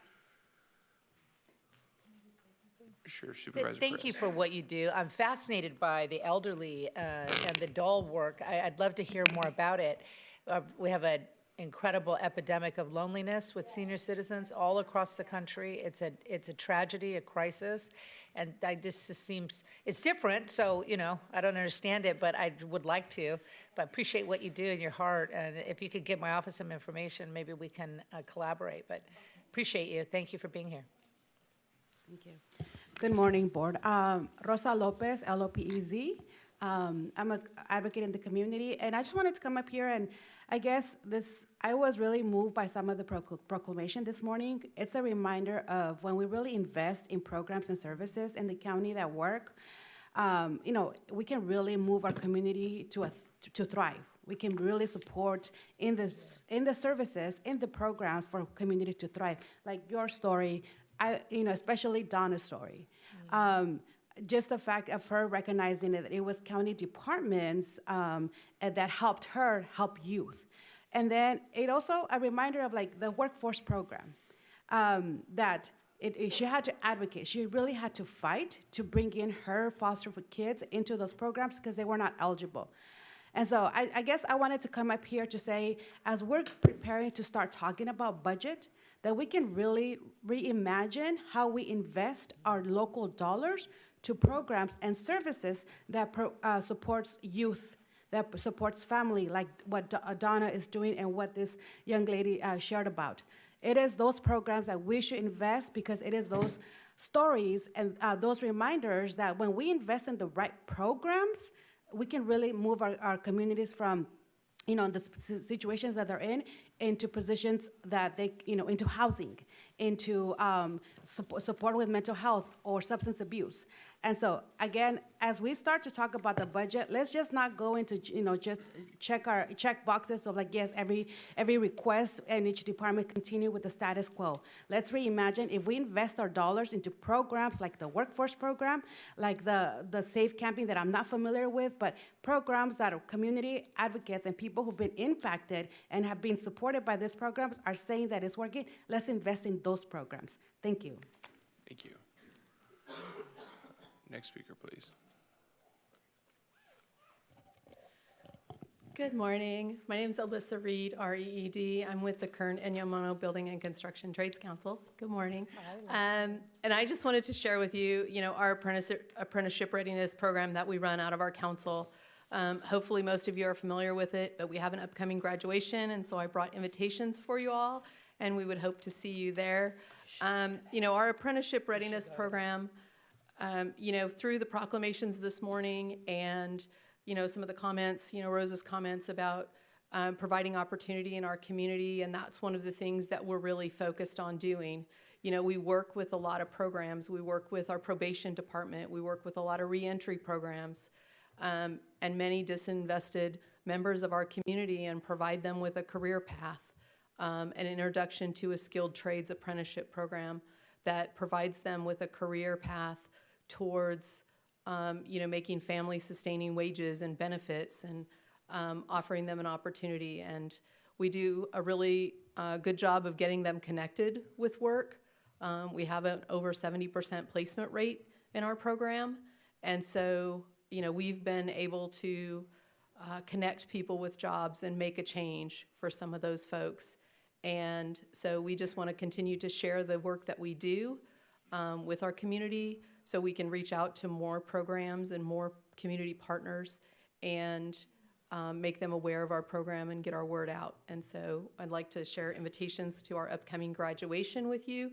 And like I said, would love to see all of you there. If you're not able to attend, definitely don't hesitate to reach out. We would love to share our program with you individually if this time and date doesn't fit in your schedule. Thank you. Thank you. Next speaker, please. Thank you, Alyssa. I love what you do. Keep it up. Good morning, Supervisors. This morning, I wanted to talk to you about the maternal mortality rates here in Kern County. And I've reached out to Supervisor Perez's office, who's already been on this issue for the past 7 years. Supervisor Flores was nice enough to have a meeting with Three Moons Doula and myself to talk about the Hispanic mortality rates and the mortality rates in general here in Kern County. I've reached out to Supervisor Philip Peters, your office, and also Mr. Parley, Mr. Couch. I apologize. I've been so busy I haven't reached out to you. And we have not received a call back from your offices. It's very important, especially with you two supervisors that are in the rural area locations, Rosemont, Ridgecrest, Tehachapi, Cal City. We have women out there in those communities that need their maternal health taken care of. And so this is why it's so important that we ask for you to please give an hour of your time to meet with us to talk about the importance of maternal health and how we as a county and community members and advocates, we can start making a dent in increasing livelihood for our mothers, for our children, healthy birth rates, decreased depression, substance abuse, and children going into CPS. There's a lot of things that doulas do to benefit this, and we would appreciate having that conversation with you both. As Jeff said, this is very important for all of the board members to be participating in this conversation. So I thank you for your time. Thanks. Thank you. And if you would, my representative is in the back of the room there. If you want to give him your contact info, I haven't seen that meeting request, but I'd be happy to sit down with you. Supervisor Parlier? Ditto with that. I haven't seen it either. Turn my mic on here. I haven't seen it either, but if you go up to my office on the 5th floor, my office is open, and you can talk to my staff there too, please, and we'll set something up. Next speaker, please.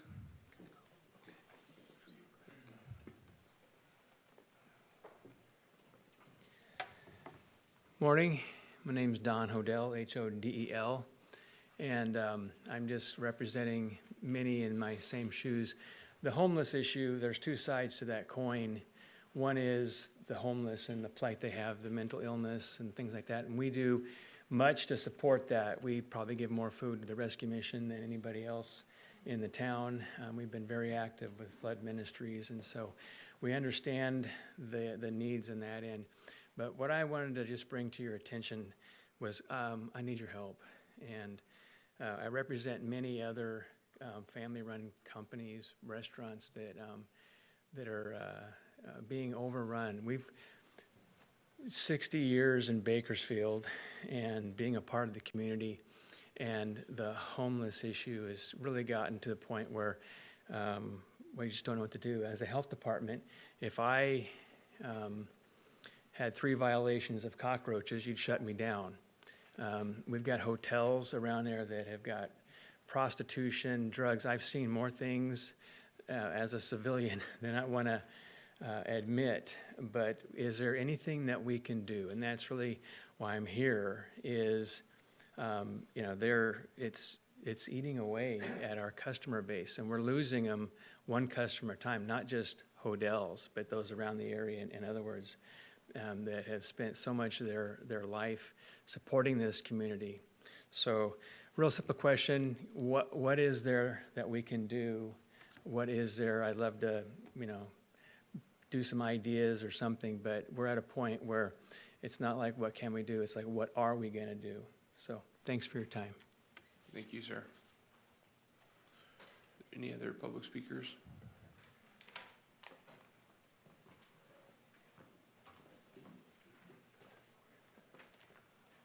Hello, Paul Infesti. I am in area District 3.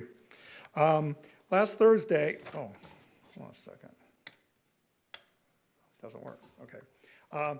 Last Thursday, our own California Attorney General Rob Bonta co-led a coalition of 23 attorneys general, along with the governor of Pennsylvania, in filing a motion for summary judgment in their ongoing challenge to President Trump's executive order concerning the upcoming elections. As Bonta stated earlier this month, California filed a lawsuit against President Donald Trump challenging his unlawful elections-related executive order. The order would force states to follow new federal rules for conducting elections, including creating lists of voters pre-authorized by the federal government as eligible to vote, and directing the U.S. Postal Service to only transmit mail ballots from people on those lists. It also threatens election officials with investigations simply for doing their jobs, and allows the federal government to withhold funding from states that don't go along with President Trump's directives. As Bonta puts it, the president is once again overstepping his authority. The U.S. Constitution is clear. States, not the federal government, are responsible for administering elections. He further said, quote, "Here in California, our vote-by-mail system is secure, efficient, and trusted. This executive order would only create confusion for voters, impose unnecessary burdens on election officials, and undermine confidence in our democratic process. That's why we're taking the president to court once again to protect our elections, defend the rule of law, and ensure every eligible voter can participate freely and fairly," unquote. I just wanted to quickly add, I think Amy Espinoza has been doing an outstanding job in our elections department. Thank you. Thank you. Our next speaker, please. Okay, seeing none, we will go ahead and close the public presentation portion and move to item number 8, which is board member announcements and reports. And I wanted to begin by asking that we recognize and honor the life and sacrifice of Deputy Randy J. Hopper, Jr., who was tragically killed in the line of duty on April 9th, 2026, while serving the people of Tulare County. Deputy Hopper lived a life defined by service. Following his graduation from El Diamante High School in Visalia, he answered the call to serve his country as a United States Navy Hospital Corpsman, deploying alongside the 3rd Reconnaissance Battalion. He later continued that commitment to public safety with the Tulare County Sheriff's Office, where he served with distinction on specialized assignments including the Gang and Narcotics Task Force, as a SWAT medic and on the fugitive apprehension team. His career reflected courage, discipline, and a deep sense of responsibility to others. This loss is felt far beyond a single department. It is a solemn reminder of the risks carried by those in uniform and the quiet resolve required to serve. Deputy Hoppert's sacrifice stands as a testament to the values that define law enforcement at its best: duty, integrity, and a willingness to put others before self. Today, we also extend our sincere condolences to his wife, Ashley, and his children, Austin, Everett, and his unborn son, Levi, as well as his parents, siblings, and extended family. We stand in support of the Tulare County Sheriff's Office and all law enforcement professionals who continue to serve their communities with honor in the face of such loss. As chairman, I respectfully ask that this board adjourn today's meeting in honor of Randy J. Hopper, Jr., in recognition of his service, his sacrifice, and in solidarity with his family, his colleagues, and all those who wear the badge. May his memory be honored with the dignity, respect, and gratitude it so greatly deserves. With that, I'll go to Supervisor Flores. Thank you, Chairman, for those comments. I'd like to make a, not official referral, but a suggestion to CAO to come back to our board at a future meeting, and the topic will be the golden mollusk, which is an invasive species that has now been found in Kern County, and it presents a significant threat to local infrastructure, our water delivery systems, our west side districts, and Frank-Kern Canal. And I'd like to come back with a potential emergency proclamation so we can draw down potential state funds from the state to deal with the emergency technical assistance, anything we can do to help with our water districts and our ag community, because these things are very bad and they spread rapidly. And I look forward to having that come back to our board for consideration. And I can share a template from other counties that are adopting the same. Supervisor Flores, through the chair, we're actually aware of the issue and are monitoring it currently, so we'd be happy to do that. Thank you. Thank you, Supervisor Flores. Supervisor Perez. Thank you so much. Last week, we had the opportunity here in Bakersfield to be present, acknowledge, and honor our newest Bakersfield Police Chief. We had a ceremony last week. There were several supervisors in attendance. We had a really great time with leaders from out the community who came around to bless, honor, and to pray for our new police chief, Brent Stratton, and his family. Supervisor Peters, as you know, they serve and sacrifice together. As you have indicated so beautifully this morning, this is a remarkable family sacrifice. It's an incredible service to this community, and I can think of no one better than Brent Stratton to take the helm at Bakersfield Police Department. I want to congratulate him and also thank him for inviting Noah Adam, who is also known as Officer Sheriff, to be there and lead the flag salute, which was a lifetime and family honor for my family. So I want to say congratulations to him. For those of you who see him in the community, please welcome him in. I ask my constituents on the east side to welcome him with open arms and an open heart. He is the finest that we have in law enforcement, and his standard is gold at all times. So we're really lucky to have him at the helm. Congratulations to my brother Brent and to BPD, who have a fine leader at the helm. Thank you. Thank you for those comments, and I agree. I know Brent is going to do a fantastic job. He's the best of the best. He's a servant, he's a leader, and we wish him the best of luck. Any other questions or comments from the board or announcements before we move on? Okay, I'm not seeing any. So with that, we are going to now move to item number 25, and that's a budget report and proposed budgetary adjustments for fiscal year 2025 third quarter budget. And for that, I'll turn it over to our Budget and Finance Director, Alex Alva. Oh, or Elsa, I'm sorry. Good morning, Mr. Chairman and members of the board. Hard to follow those heartfelt proclamations, but at least you'll hear it from familiar faces. But just in case for it is on. Just in case for Supervisor Couch, I'm Elsa Martinez, your Assistant County Administrative Officer. And with me is Alex Alva, your Budget Director. So today we will present the third quarter budget update. We will review the status of the general fund revenue and expenditures and offer recommendations for staffing and budget adjustments.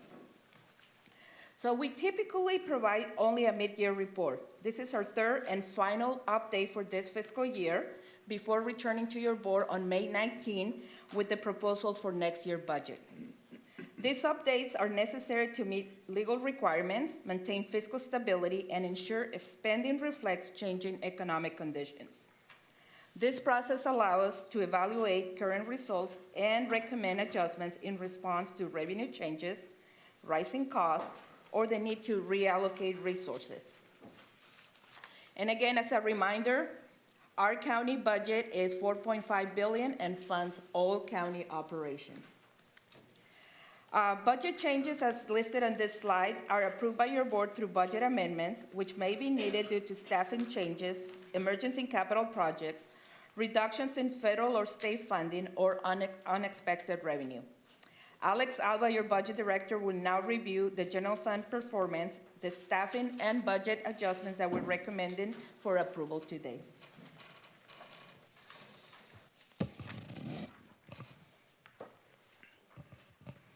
Good morning, Chairman Peters and members of the board.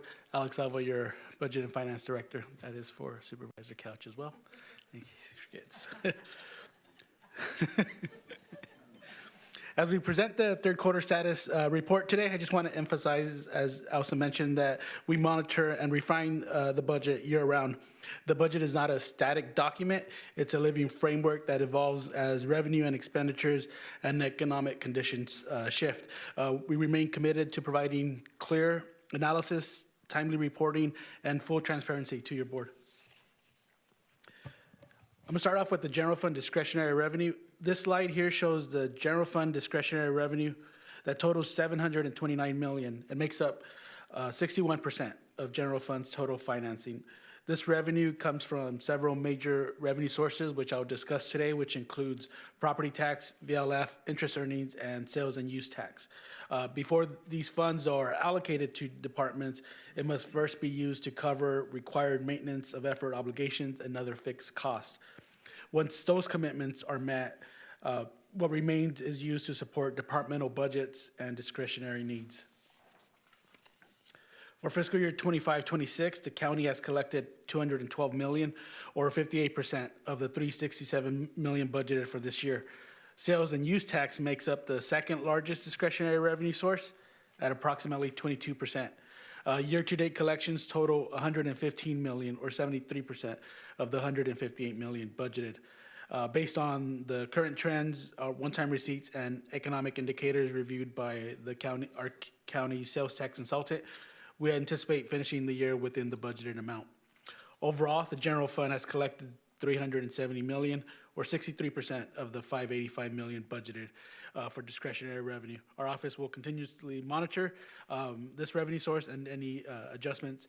If there's any material variances to this revenue, we'll be back and communicate that to your board. This slide shows sales and other taxes. As noted on the previous slide, this revenue category represents the county's second largest discretionary funding source, which makes up 22% of the total. Unlike property tax, however, which is relatively stable, this revenue stream is highly sensitive to economic conditions, consumer spending patterns, and policy changes at the state and federal level. Through the third quarter, the county general fund has collected approximately $115 million, or 73%. Our office will continue to monitor sales and use tax through the end of the year. On the last row, you see transient occupancy motel tax, also known as TOT. We budgeted $3.2 million, which we've collected $2.2. Our office will be back next month to provide an update on any adjustments to TOT. We're currently, in our office, Jason Wiebe is doing information gathering on TOT. This is realignment. On this slide, both 91 and 2011 realignment programs continue to serve as core funding sources for the county's public safety, health, and social services departments.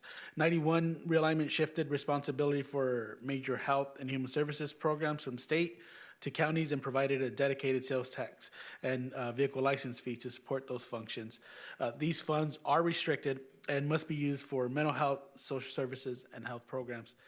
2011 realignment expanded the framework and provided ongoing revenue for public safety, health, and protective services. For fiscal year 25-26, the budget included $248 million in projected 2011 realignment revenue, and as of March, the county has received $168 million of the annual estimate. This third quarter report includes adjustments of $2.4 million to reflect an increase in both base and growth funding. That is the positive news. That's pretty much the only positive news that I will be providing today. Prop 172 provides permanent statewide half-cent sales tax to local public safety. The state distributes these funds to counties based on their share of statewide taxable sales, also known as a pro rata factor or pro rata share. As of yesterday, that pro rata share actually dropped from 2.42% to 2.39%. Well, that might not seem like a lot with all things equal. That would reduce our revenue by $500,000 for the year. Together, realignment and Prop 172 remain critical to sustaining essential public safety and health and human services. The projected increase and the adjustments, which I'll go over today, will help offset any rising program costs and support the county's long-term fiscal stability. Now I'll transition over to expenditures. And then overall for fiscal year 25-26, the budget is performing in line with the adjustments as previously approved and adjusted by your board. Spending trends remain consistent with historical third quarter patterns. Staffing expenses, which represent one of the largest share of the county's operating costs, are tracking at 75.6% of the adjusted annual budget.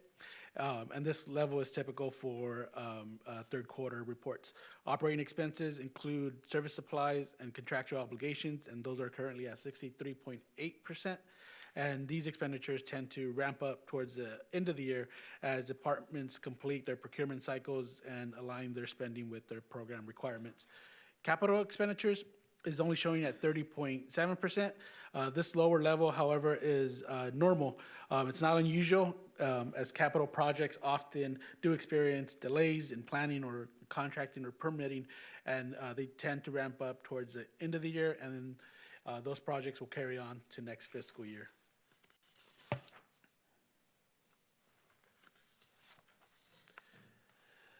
This slide here shows staffing expenses, and it shows your board's commitment and the additional increases over the last 3 years. As noted earlier, personnel costs for salaries and benefits continue to track in line with the adjusted budget. And this slide highlights the trend of staffing expenses are running higher than each of the previous 3 years. This reflects the county's sustained investment in its workforce and implementation from your board's approved enhancements in public safety, health, and social services for fiscal year 25-26. The recommended budget actually included $68.9 million increase in salary and benefits, which was a 5.4% over the prior year. This growth was driven by rising benefit costs and additional positions needed to support critical programs and maintain service levels. As of March 31st, 2026, expenditures for salaries and benefits total just over $1 billion compared to the full year budgeted amount of $1.35 billion. This level is consistent with third quarter expectations, and then while these investments are essential to attracting and retaining a skilled workforce, it's important to acknowledge that personnel costs are rising at a faster pace than many of our major revenue sources. This widening of gap underscores the need for continued fiscal discipline, long-term planning, and careful monitoring as we enter the final quarter of the fiscal year. Overall, the county remains committed to supporting its employees, sustaining high-quality services, and navigating financial pressures created by slower revenue growth. As departments prepare for the next fiscal year, they have been reviewing vacant unfunded positions to ensure compliance with your county policy regarding the deletion of long-term unfunded vacancies. This review is essentially important this year as expenditure growth, particularly in salaries and benefits, is outpacing growth in major revenue sources, and departments must take active steps to align ongoing costs with available funding. Attachment B of the report outlines the proposed deletions of positions that have remained vacant for an extended period of time. Because these positions have been filled for have not been filled for a sustained duration, their deletion does not affect current staffing levels or service delivery. Instead, it helps departments right-size their budgets and reduce structural cost pressures heading into fiscal year 26-27, which we'll bring back to your board a report in May. The proposed deletions include deletions in the county administrative office, district attorney, public defender, and public health and behavioral health. Overall, these efforts reflect a responsible, forward-looking approach by your departments to the workforce and planning for fiscal management, ensuring the county remains stable and resilient as it prepares for fiscal year 26-27. I will now go over the necessary adjustments. As I stated earlier, this is an evolving budget. It's not static. It does need adjustments. The budget, the county is self-insured for unemployment, and current year unemployment claims are projected to exceed available funding. A number of extra employees have completed their 2-year term and are not eligible for benefits. To address this shortfall, $691,000 in retained earnings from the unemployment compensation fund will be released to cover those claims. The sheriff office also requires additional support to cover hiring bonuses, costs used to recruit law enforcement staff. To fund these expenses, $1 million will be transferred from the general fund's public safety recruitment and retention designation. The total adjustments from designation and retained earnings totals $1.73 million. This is a bit of good news that I shared. There is unanticipated revenue, so the third quarter requires adjustments to the departments with updated revenue projections for operational requirements for the remainder of the year.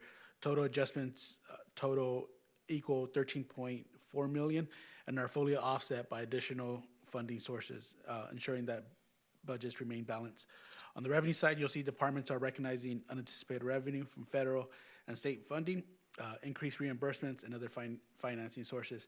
The Department of Human Services will use this state funding to complete office renovations.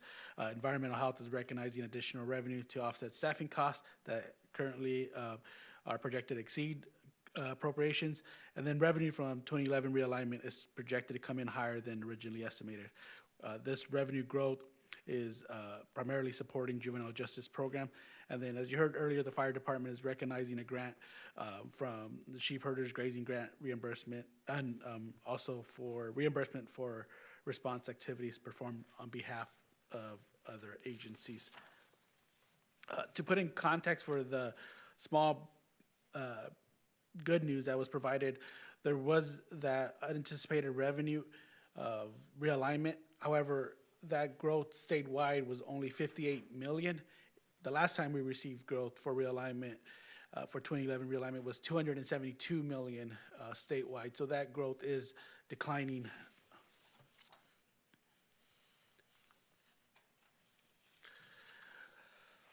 County policy also requires your departments to notify the CAO and your board when revenue sources are not realized during the fiscal year. And as part of that third quarter review, the Kern Sanitation Authority identified a duplicated capital project that was inadvertently included in the adopted budget. This adjustment corrects that duplication and reduces the revenue and the appropriations. The transaction does not impact the department. It just ensures the appropriate level or amount for KSA infrastructure is budgeted. And then finally, this one includes adjustments to departments moving between ledger accounts or between accounts to right size for their expenditures. We came to your board at mid-year and recognized some unanticipated revenue and put it in appropriation, placed it in appropriations for contingencies. Some of those expenses are now materializing, and it requires us to transfer funding from appropriations for contingencies for sheriff, coroner, indigent defense program, utility payments, general services, major maintenance, and in-home supportive services. Additional adjustments include transferring from service and supplies up to salaries and benefits, or from salaries and benefits down to services and supplies for departments to purchase requests for needed computer replacement.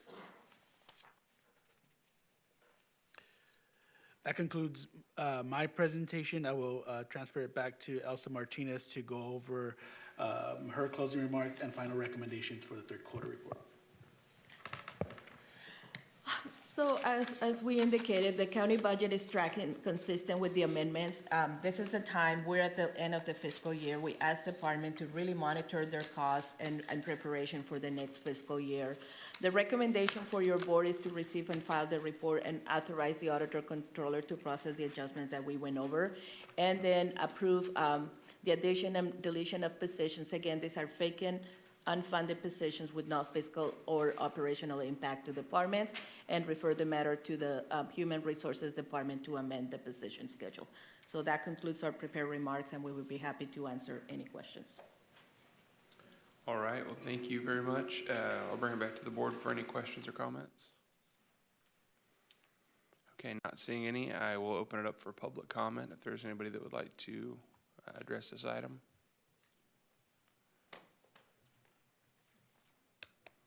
Dennis McLean again, MC, capital Lean. I want to commend the staff on putting this report together. You can actually see the charts and stuff. It's not all blurred, so job well done. No, seriously. I mean, you know, I'm not very young, so I need all the help I can get. While I'm up here, I would like to see the new budget do something with the repairs of our county roads and our traffic safety. There's cars crashing. Of course, I know it has to do with a lot of the people behind the wheel that are distracted, but we can have some help. And I want to support Don Hodel with his restaurant over there on Knudsen Drive. If you ever go over in that town, it used to be normal, great, a good part of town. Now it's a slum city. So what are we going to do about it? Thank you. Yeah, great point. Thank you, Mr. McLean. Any other members of the public that would like to comment on this item? Okay, not seeing any. I will bring it back to the board and entertain a motion on staff's recommendation. So moved. Thank you. Is there a second? Second. Please cast your votes. The motion is approved. All ayes. All right, and I think that takes us to our last item, which is item number 26, a presentation on statewide HR1 impacts and budget requests. And for that, I'll turn it over to our CAO, Nancy Anderson. Good morning, Mr. Chairman and members of the board. This item is the first of 3 meetings over the next 2 months that will be discussing the budget for the coming fiscal year. Here we are focusing specifically on HR1 impacts. You have seen this slide before at the last budget discussion, but more county stories have now been added, all signaling severe impacts to safety net services over the next fiscal year. Assistant CAO Elsa Martinez will be going over what that means for Kern County. And we have representatives from CSAC here to present an overview of the proposal submitted to the legislature on behalf of California counties to help address HR1 impacts. The next budget discussion will be held on May 19th, and budget adoption is on June 30th. So now I'd like to turn the presentation over to Elsa Martinez.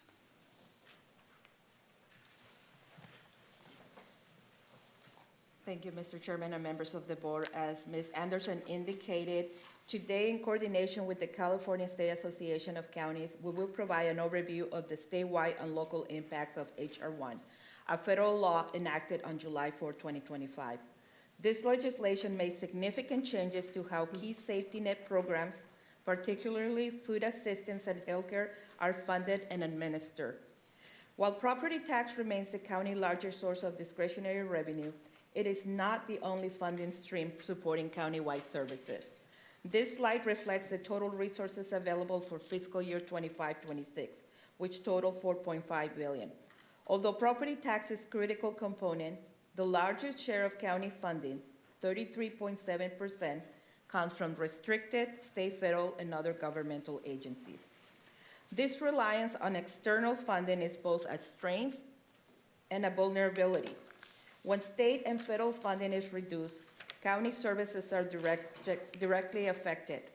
Well, we saw this earlier this fiscal year when cuts to public health funding from the state and federal government require immediate operating adjustments. And just to clarify, HR1, unlike public health, is our mandate reflects on mandated services for which we cannot reduce the level of service. Today, you will hear from Chief Legislative Advocate Kimberly Rodriguez and Senior Legislative Advocate Brendan McCarthy regarding ongoing advocacy efforts at the state level. H.R. 1 represents a significant shift on assistance policy, increasing both financial and administrative pressures on counties. Without additional state or federal support, counties will be required to take an expanded responsibility without the resources needed to sustain them. We also have with us Paul Yoder, the county state lobbyist, and Lito Murillo, your Director of Department of Human Services, is also here in case your board has any questions.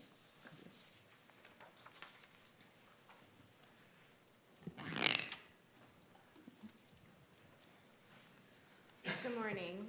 I'm Kimberly Rodriguez, Chief Legislative Advocate for the California State Association of Counties, and thank you for having us today. So as Elsa indicated, we at CSAC have undergone a statewide advocacy effort regarding the impacts of H.R. 1 to all of our 58 counties. As you are aware, the law was signed in 2025. It made major changes to Medi-Cal here in California and CalFresh here in California. The major provisions of it are community engagement, our Medi-Cal eligibility changes, Medi-Cal financing changes, CalFresh work requirements, and CalFresh administrative cost shifts.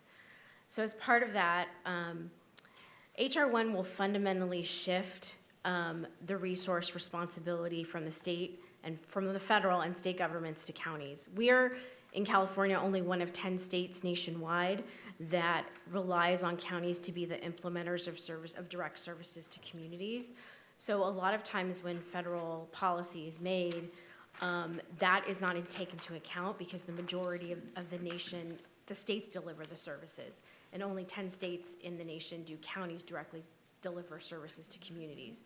So that is a challenge that we use with the federal government, with our NACO partners, our National Association of Counties, really as we lobby all kinds of different issues at the federal level. So these changes are going to impose significant costs to counties, as your budget staff has indicated, I'm sure, throughout the rest of the year. The major impacts are to indigent care programs, which are required, mandated, as Elsa noted, services that must be provided. Counties don't have the option to choose or not to provide those services. We have to. The impact to hospitals and public health systems. As you lose Medi-Cal funding, even if the patient isn't a Medi-Cal a recipient, that hospital is going to be affected because it's going to reduce services for the entire community. So it's not just for the Medi-Cal patient, it's about the economies of scale at a hospital and what they're able to provide.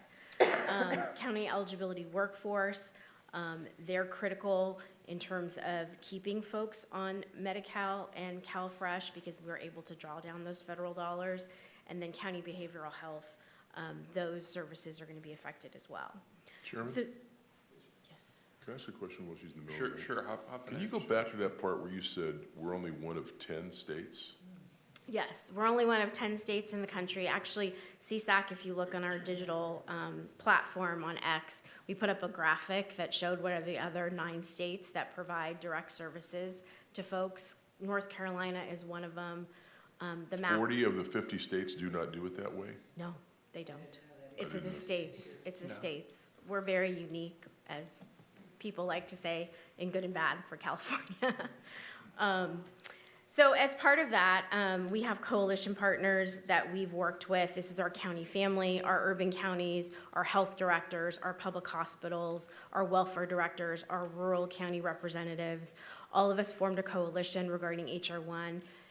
The tagline for the coalition is protect our safety net.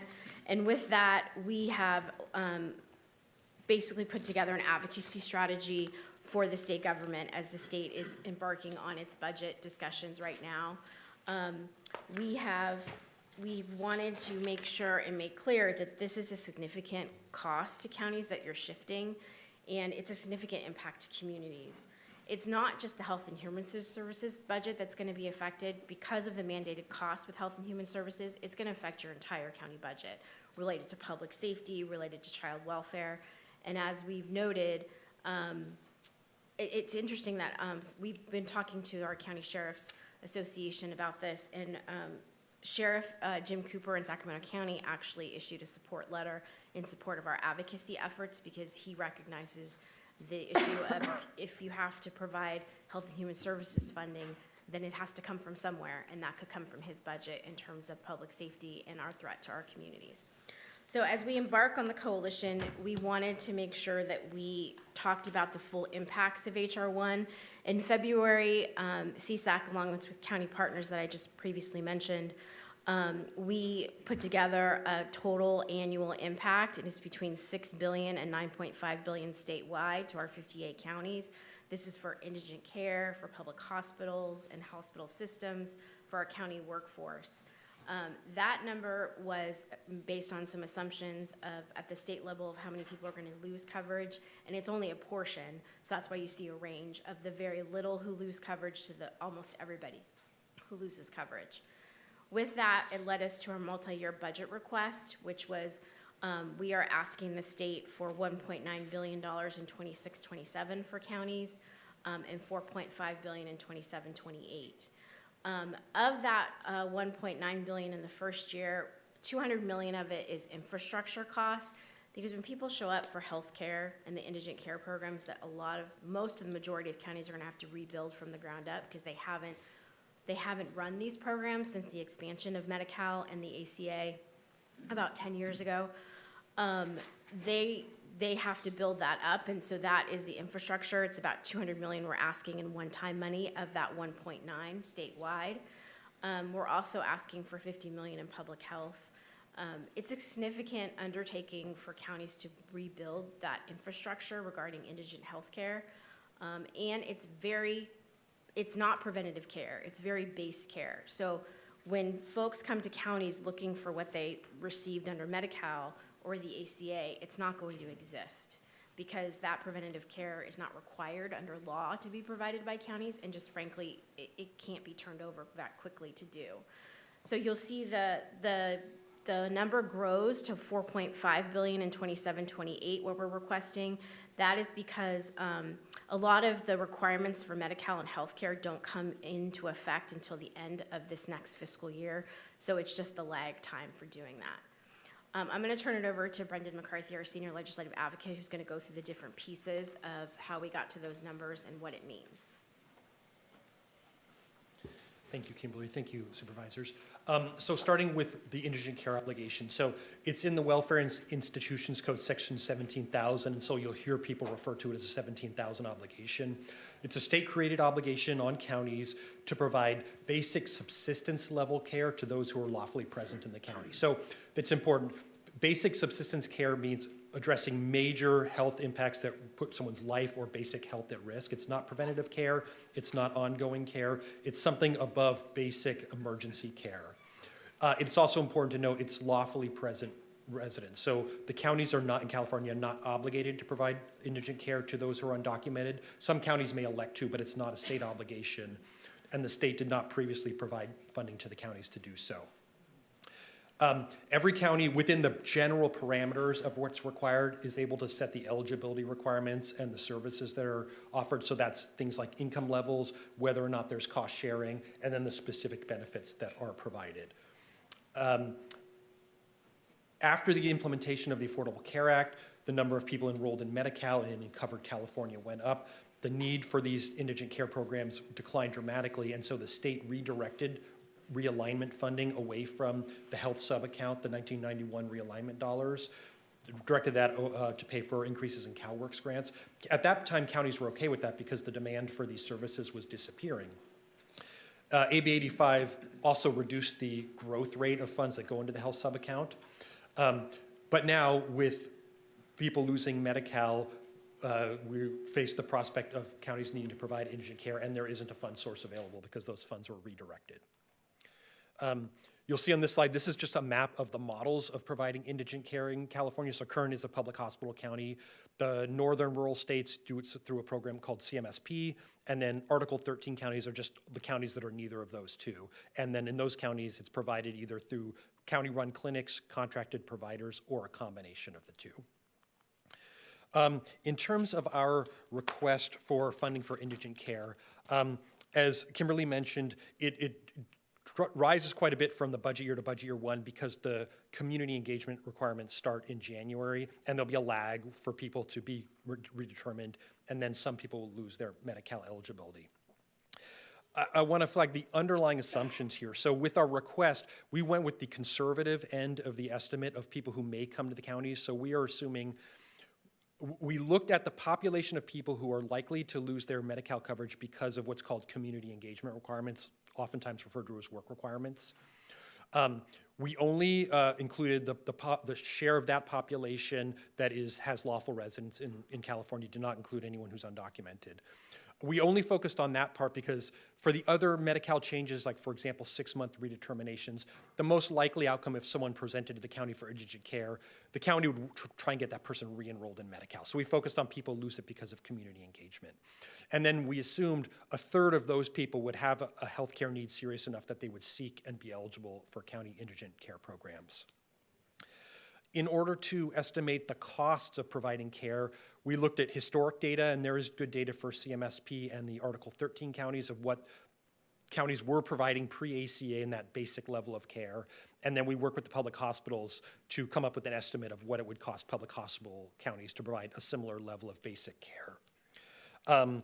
There is no CMSP costs in the first year because CMSP has a fund balance, but every other county will need to start providing care as people become eligible for this late in the 26-27 budget year and then fully in 27-28. And then Kimberly mentioned we included $200 million just for capacity building. That's things like IT infrastructure, contracting with providers, hiring staff, and then $50 million for public health programs for services not covered by indigent care but might be needed, like vaccine clinics or infectious disease control. And then in the budget year plus one, 27-28, we anticipate $2.4 billion for costs in all 58 counties. Public hospitals are particularly impacted by HR 1 because it changes certain Medi-Cal financing mechanisms that public hospitals make use of. In California, public hospitals put up the non-federal share of funding for Medi-Cal services, and they and the state use a system called state-directed payments, which allows public hospitals to put up their own dollars to draw down additional federal dollars to supplement very low Medi-Cal managed care rates. HR 1 ramps down the ability for states and counties to use that mechanism, and so they'll have a long-term decline in their revenues. There are also changes to the share of funding that the federal government will provide for certain emergency services, and for public hospitals, because they put up the non-federal share, they have to make up that shortfall. Plus, as Kimberly noted, to the extent people lose Medi-Cal eligibility but still have a healthcare need and present an emergency department, public hospitals will have uncompensated care. The impact on uncompensated care in particular is also a major issue for the small rural hospitals.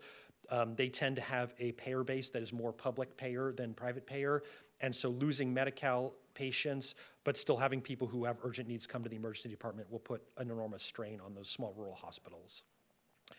There is funding in HR 1 for the Rural Health Transformation Fund, but that is really system transformation dollars. It's not intended or allowed to be used for the basic keeping the lights on in rural hospitals. It's more about improving the healthcare system over time. So that doesn't address the near-term impact that these small rurals are going to have. And so, I got a question on that real quick, if I could. Yes, please. So would that, I know some hospitals, like particularly in the Kern River Valley, they're dealing with things like trying to do earthquake compliance and upgrades and stuff. Would that funding be something that they could take advantage of for that? I don't believe it can be used for seismic compliance. Okay. It's more about things like growing the workforce, making IT connections between small hospitals and big hospitals and community clinics, but I don't believe seismic is allowed. Okay, thanks. So as part of our request, we have requested from the state for public hospitals $500 million in the budget year and $850 million in budget year one, really to just stabilize the financing of public hospital systems, given all the changes that are coming their way in terms of Medi-Cal financing. With regard to the county eligibility workforce, so as we mentioned, with the Medi-Cal work requirements, 6-month eligibility redeterminations for the adult expansion population in Medi-Cal, and then the reinstatement of work requirements for able-bodied working age adults in CalFresh, there will be additional redeterminations and workload for county eligibility workers. And working with the CWDA, we've estimated about 2,500 workers statewide will be needed to meet these increased eligibility redeterminations and new work requirement checks. And so based on that, in partnership with CWDA, we're requesting $373 million in the budget year, growing to $402 million in budget year one for the workforce needs.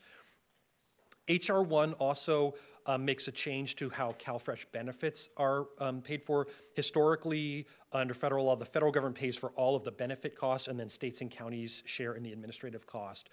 But there was a change there where states will be penalized if their payment error rate is too high. This is a longstanding tool that the federal government and states use to manage to make sure to measure the accuracy of eligibility determinations and benefit allocations.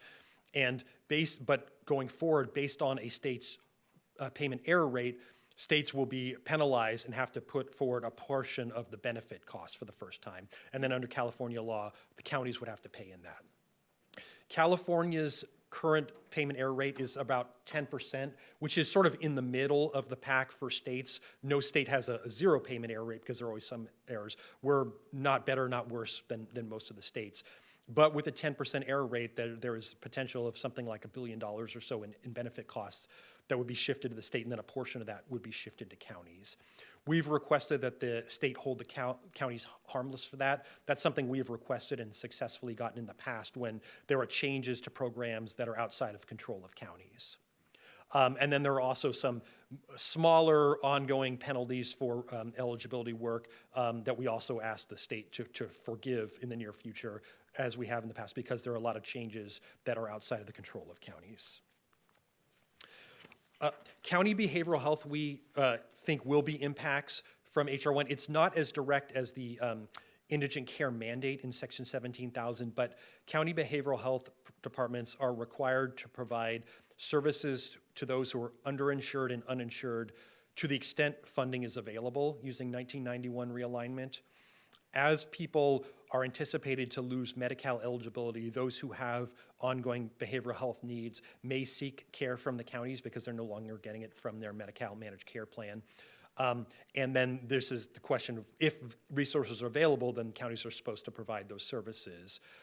There is also always the concern that people who have mild to moderate behavioral health conditions, if they do not continue to get treatment, their condition could worsen, and then they become eligible for Medi-Cal, but specialty mental health services, which are provided by the counties. So we worked with the county behavioral health directors to estimate the demand for that based on the share of the Medi-Cal population that currently gets these services and a statewide average cost for providing behavioral health services. And that led us to request $224 million in the budget year and $828 million in budget year plus one to provide those services. So I will turn it back over to Kimberly.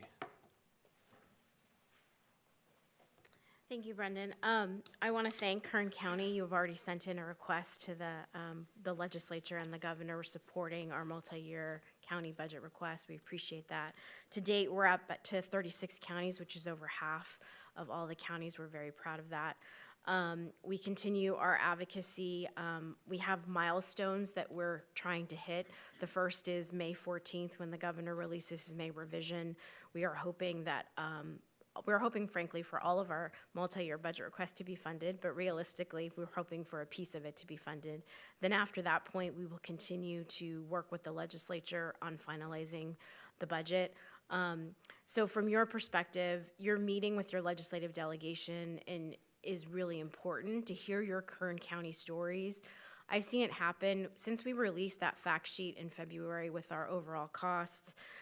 We have seen the county story being played out at the legislative level in hearings and things. They're referencing counties more. We've been on county panels. So I can't overemphasize your contact with your legislative delegation about what this change in law means for this county is very, very important. We've also established a landing page on our CSAC website, which has all of this information in terms of template letters, our multi-year request, our analysis and things like that, and we will continue to update it.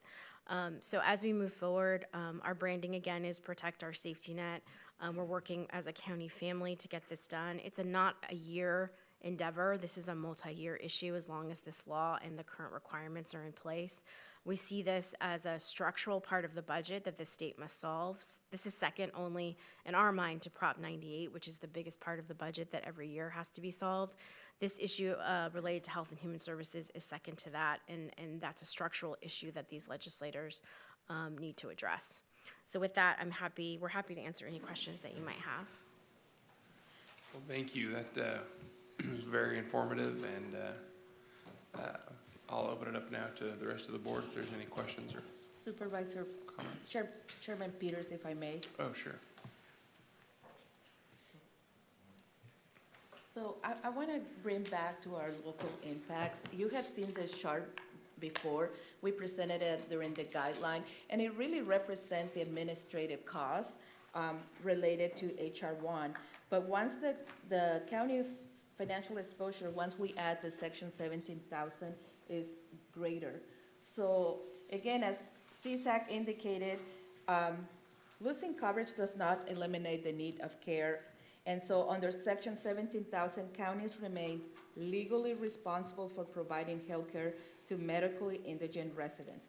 So what can we expect coming up? And again, as they indicated, this starts January 1st, 2027, with people losing coverage at the end of the next fiscal year. So we anticipate that we're gonna see a demand for uncompensated care. We're gonna see greater financial strain on local providers, including our Kern Medical. And as a reminder, Kern Medical transitioned to a hospital authority, and they used to take care of, they had the administration, the management of our section 17,000 obligation. They're no longer a county department. So that's gonna impact us as we prepare for this mandate. Current estimates, estimates are always wrong, I always tell people, but current estimates show that about 50,000 county residents could lose coverage. And as a result of this, just using historical data, we put our exposure between 50 and 90 million. That's a big number. That is budget of, multiple departments if we had to cover that obligation. And again, we don't know what we don't know, but we know that if nothing changes and the state funding doesn't come through, we're gonna have additional costs that we're gonna have to meet. So we currently don't lack this, we don't have the staffing because, as I said, Kern Medical used to take care of this obligation for the county. We don't have the infrastructure, and definitely we don't have the funding needed to absorb all the responsibility that state is passing on to the counties. So what we have been doing is meeting internally with county departments. We hire a consultant to evaluate what's our current state of our section 17,000, what's our gap analysis, what is needed, and then we'll be coming back to your board in the near future, updating our resolution. The county has a resolution that defines the responsibility of section 17,000 to update it and to make changes to meet it, to meet our current obligation. But from a local impacts, as they indicated, we're gonna see a demand for local services. As individuals lose coverage, the reliance of the emergency systems could rise. Even 911, we saw it before ACA where individuals have healthcare needs and they met them by calling 911. They thought that was a faster way to get into a hospital emergency room. Again, under CalFresh, we will see a demand for food banks and other nutrition assistance programs. Those are likely to grow. We saw that when CalFresh was suspended for individuals and they rely on our food bank for day-to-day subsistence. And again, in the local economy, when there's less CalFresh money in the economy circulating, we can see potential impacts to our revenue, our sales tax revenue, and our local small businesses. So again, next steps, as CSAC highlighted, we have to advocate for ourselves. The governor's proposed budget in January acknowledges there's a lot of fiscal uncertainty driven by the federal actions, but yet it fails to provide for counties any funded to mitigate these unprecedented cost shifts. And despite these uncertainties, we have to put a budget together. So we are working with our departments to determine the administrative costs that we have to include in their budgets. We also, again, as I told you, evaluating our section 17,000. I want to thank the Department of Human Services and Kern Medical. They have working with us to, really determine what our minimum responsibility is and to bring something to your board for adoption. So these are very complex issues that we're going to have to address. It requires a lot of coordination across departments, but we must do it because we have to meet our legal obligation and we have to prepare for HR 1. So this concludes our remarks, and I'll be happy to answer questions. Okay, thank you, Elsa. I appreciate that. Supervisor Parlay, are you punched in now, or was that from before? Now. Okay, go ahead. Thanks. Yes. Hi, thank you. The first question is on the various funding requests. If that happens or a portion of it happens, how would that money be allocated through the various counties? So that is our next step that we're talking internally with our county families and with counties getting advice. We want to see what May comes out, and then obviously the legislature has to pass a budget June 15th. Generally, it passes one, and then it does some revisions before the end of the fiscal year, which is June 30th. So between now and then, we're working on allocations to make it, obviously, we understand better than anyone that one size does not fit all, and that we need to account for the different types of counties that exist in California in terms of how they get money. So we don't have a specific formula yet. When do you think that information is going to be available? We're hoping to see after May 14th what the revision is, and then if there's funding in the budget, then we're gonna have to start to figure out what the range will be. But in early June is my guess.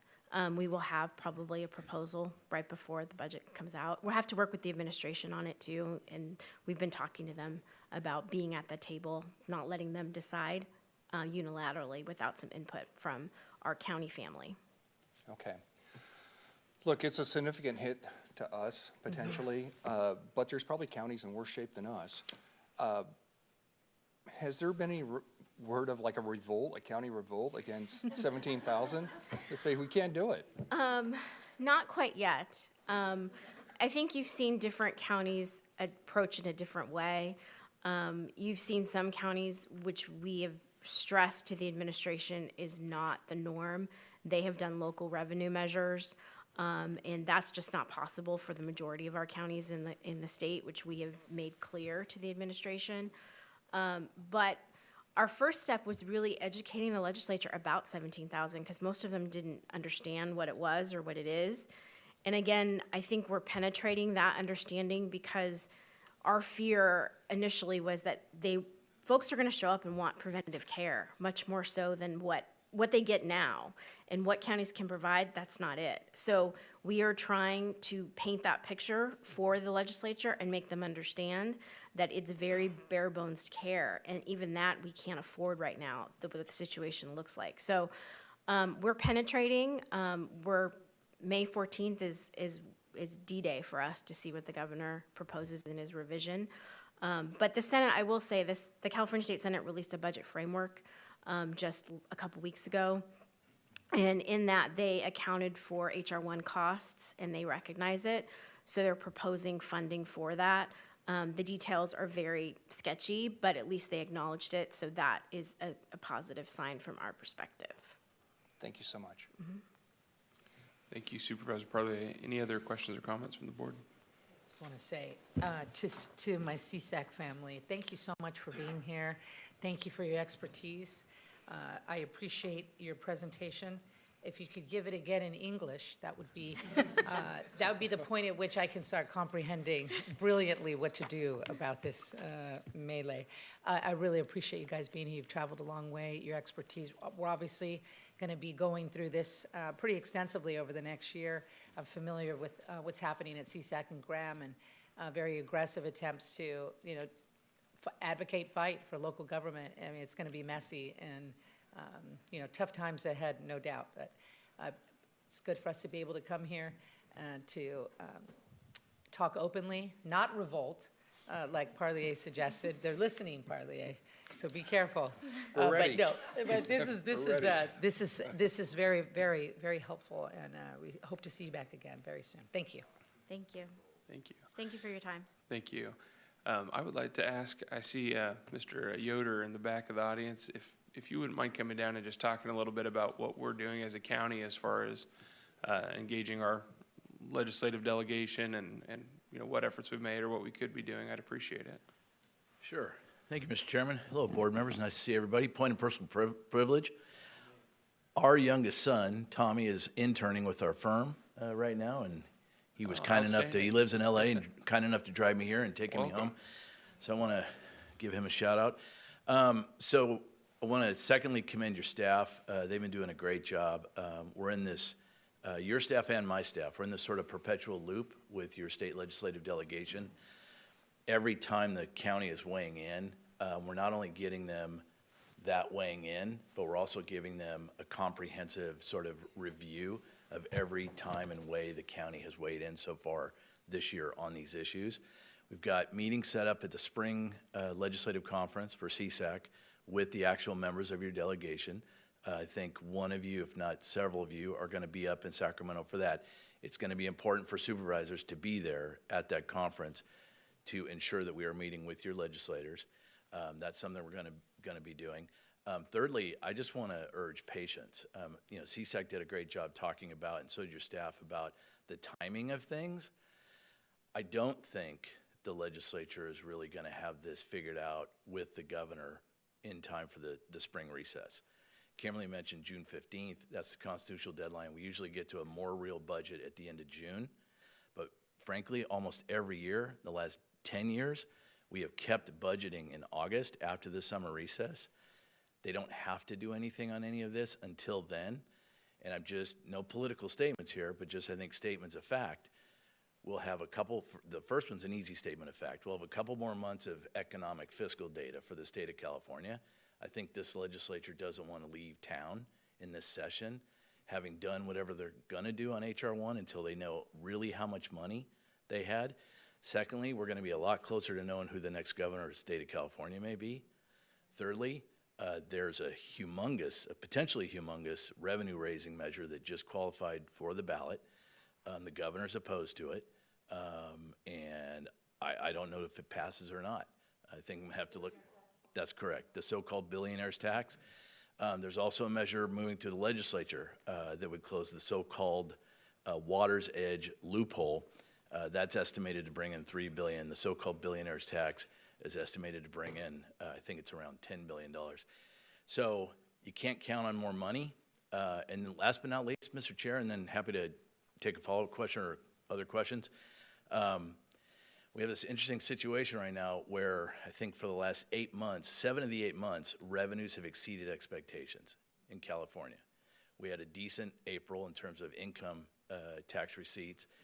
The governor, however, recently met with the Assembly Democratic Caucus and said that the caucus and the world basically should expect him to propose more cuts in the May revise. More money, more cuts.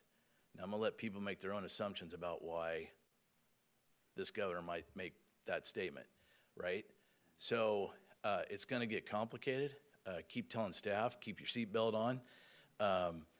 Really need you all besides, I mentioned the CSAC meeting, but I think in terms of educating your legislators, we may want to do something here in the board chamber after the May revise for everyone's efficiency's sake. And if they send their representatives, I guess that's fine, but really driving home the point, what the county, Kern County needs and expects, it's the state legislative delegation to do, especially with that county hospital. Okay, thank you. Thank you. I really appreciate the perspective. I think that's really helpful. Any questions from the board? Supervisor Flores? Thank you, Mr. Tommy would have given you a way better answer, by the way. Thank you, Mr. Yoder, and thank you, Tommy, for your attendance. This question is actually for staff. Ms. Martinez, I know there's multiple issues with SNAP and CalFresh and eligibility, but I'm going to hone in on the public health, the hospital side and the healthcare side. So if our estimated hit will be 50 to 90 million. There still is a pathway for coverage for those that meet the work requirements. So what can we do locally to ensure that we're encouraging people to do the minimum, which they should work, they shouldn't get free benefits. What are we doing to encourage people to fulfill the requirements and get the commensurate coverage that could help solve some of our fiscal issues that we're facing? What are we doing on the county front to not let go of those? I don't want to make the assumption that we're just going to lose this pocket of folks and they're never going to work because they do qualify for coverage. Supervisor Flores, through the chair, we are actually meeting with our Department of Human Services, our Kern Medical, Public Health, and then we'll engage our workforce development. There's a lot of efforts at the state level. One of the challenges is that we are building the car as we're driving it. So the federal government hasn't come out with regulations. The state is assuming things, so they're coming down to us what those work requirements. There's a lot of exemptions on the work requirements, so we're gonna prioritize that. So individuals with mental health issues, mothers of young children. So we're getting to know our data, working as in this collaboration team to know our data. A lot of our population are working poor. So we hope that we don't have a big number of people that lose their coverage because of work requirements. I know we didn't talk a lot about the redeterminations. That could be a challenge for us based on our population. And so the Department of Human Services is collaborating with our managed care. They have staff at their location. They're reaching out to people when the redeterminations are coming. We're beginning to educate the public. But from a work requirement perspective, we are identifying that population first and then figuring out with our CAP-CAPE contractor is willing to assist, and they're working with our Department of Human Services to determine volunteer opportunities. Again, working with our workforce development, the state is gearing to that side right now to see what we can do to make sure that people meet the work requirements. Excellent. Well, thank you for looking at the data. Thank you for giving it treatment for the work requirements. And then also, we can fix, we can address the error rate in-house, and the extent that we do a better job at that, that will also give relief. And then, Mr. Yoder, I know that there's an acknowledgement at the state level of the impacts, and I know there's budget discussions in the Senate and the Assembly, and CSAC's working on reimbursement. But if you could handicap it, in terms of relief to the billions of dollars facing all 58 counties, we're going to get something, you think? There'll be some type of relief package, or they're just going to say nothing? Are we going to get something in that continuum? Through the chair, Mr. Chair, Or is it completely up in the air? Is Supervisor Flores asking me, do I think CSAC's going to succeed or not in front of CSAC? No, I'm just teasing a little bit. Yeah. First of all, I think, I don't know that I heard the CSAC folks say this, but I have heard the executive director, Graham Knaut, say, it's a $300 billion plus state budget, and CSAC and counties are asking for $2 billion out of that $300 billion. And so if some things need to be reprioritized, well, then they do. And I think that's right. And so what are the odds? The 58 counties really fall into three buckets. You're in the bucket of county hospital counties. And I think the legislature, the thing that is first and foremost easy for the legislature and the governor to understand are county hospital counties. Good. I think that's good news. Good. For Kern County. I do. And it's not just county hospitals, like the chair pointed out, it's private hospitals, right? And I think the legislature understands that recently hospitals in the Central Valley have had to be bailed out, right, to keep the system afloat statewide. And so I think hospitals generally are top of mind for the legislature. The smaller counties, it's really like they run CMSPs like a third-party administrator to provide health care and the Section 17,000 responsibility for those smallest counties. I think for the legislature and the governor, that's an easier one too. I think everyone would tell you that the hardest bucket is the third bucket. And those are the counties that aren't in bucket one and bucket two. You have some of those in the Central Valley, Tulare and Fresno. They provided services going back 15 years ago in a mix of ways, right? Not focused on a county hospital or through that TPA for the smallest counties. Those counties would tell you they understand that they're in the toughest of the three buckets. But you are in that first bucket. Good to know. And, I knock on wood, I really do think you're top of mind. Good. I appreciate your read, and there's hope, so thank you. Yeah, of course. All right, thanks. Any other questions or comments? Okay, not seeing any. Thank you, Thank you, Board. Mr. Yoder, and thank you, staff, for the presentation. And I think that's just receive and file, so we don't need a vote on that, correct? Oh, you do? Okay, is there a motion to receive and file? Motion to receive and file. Second.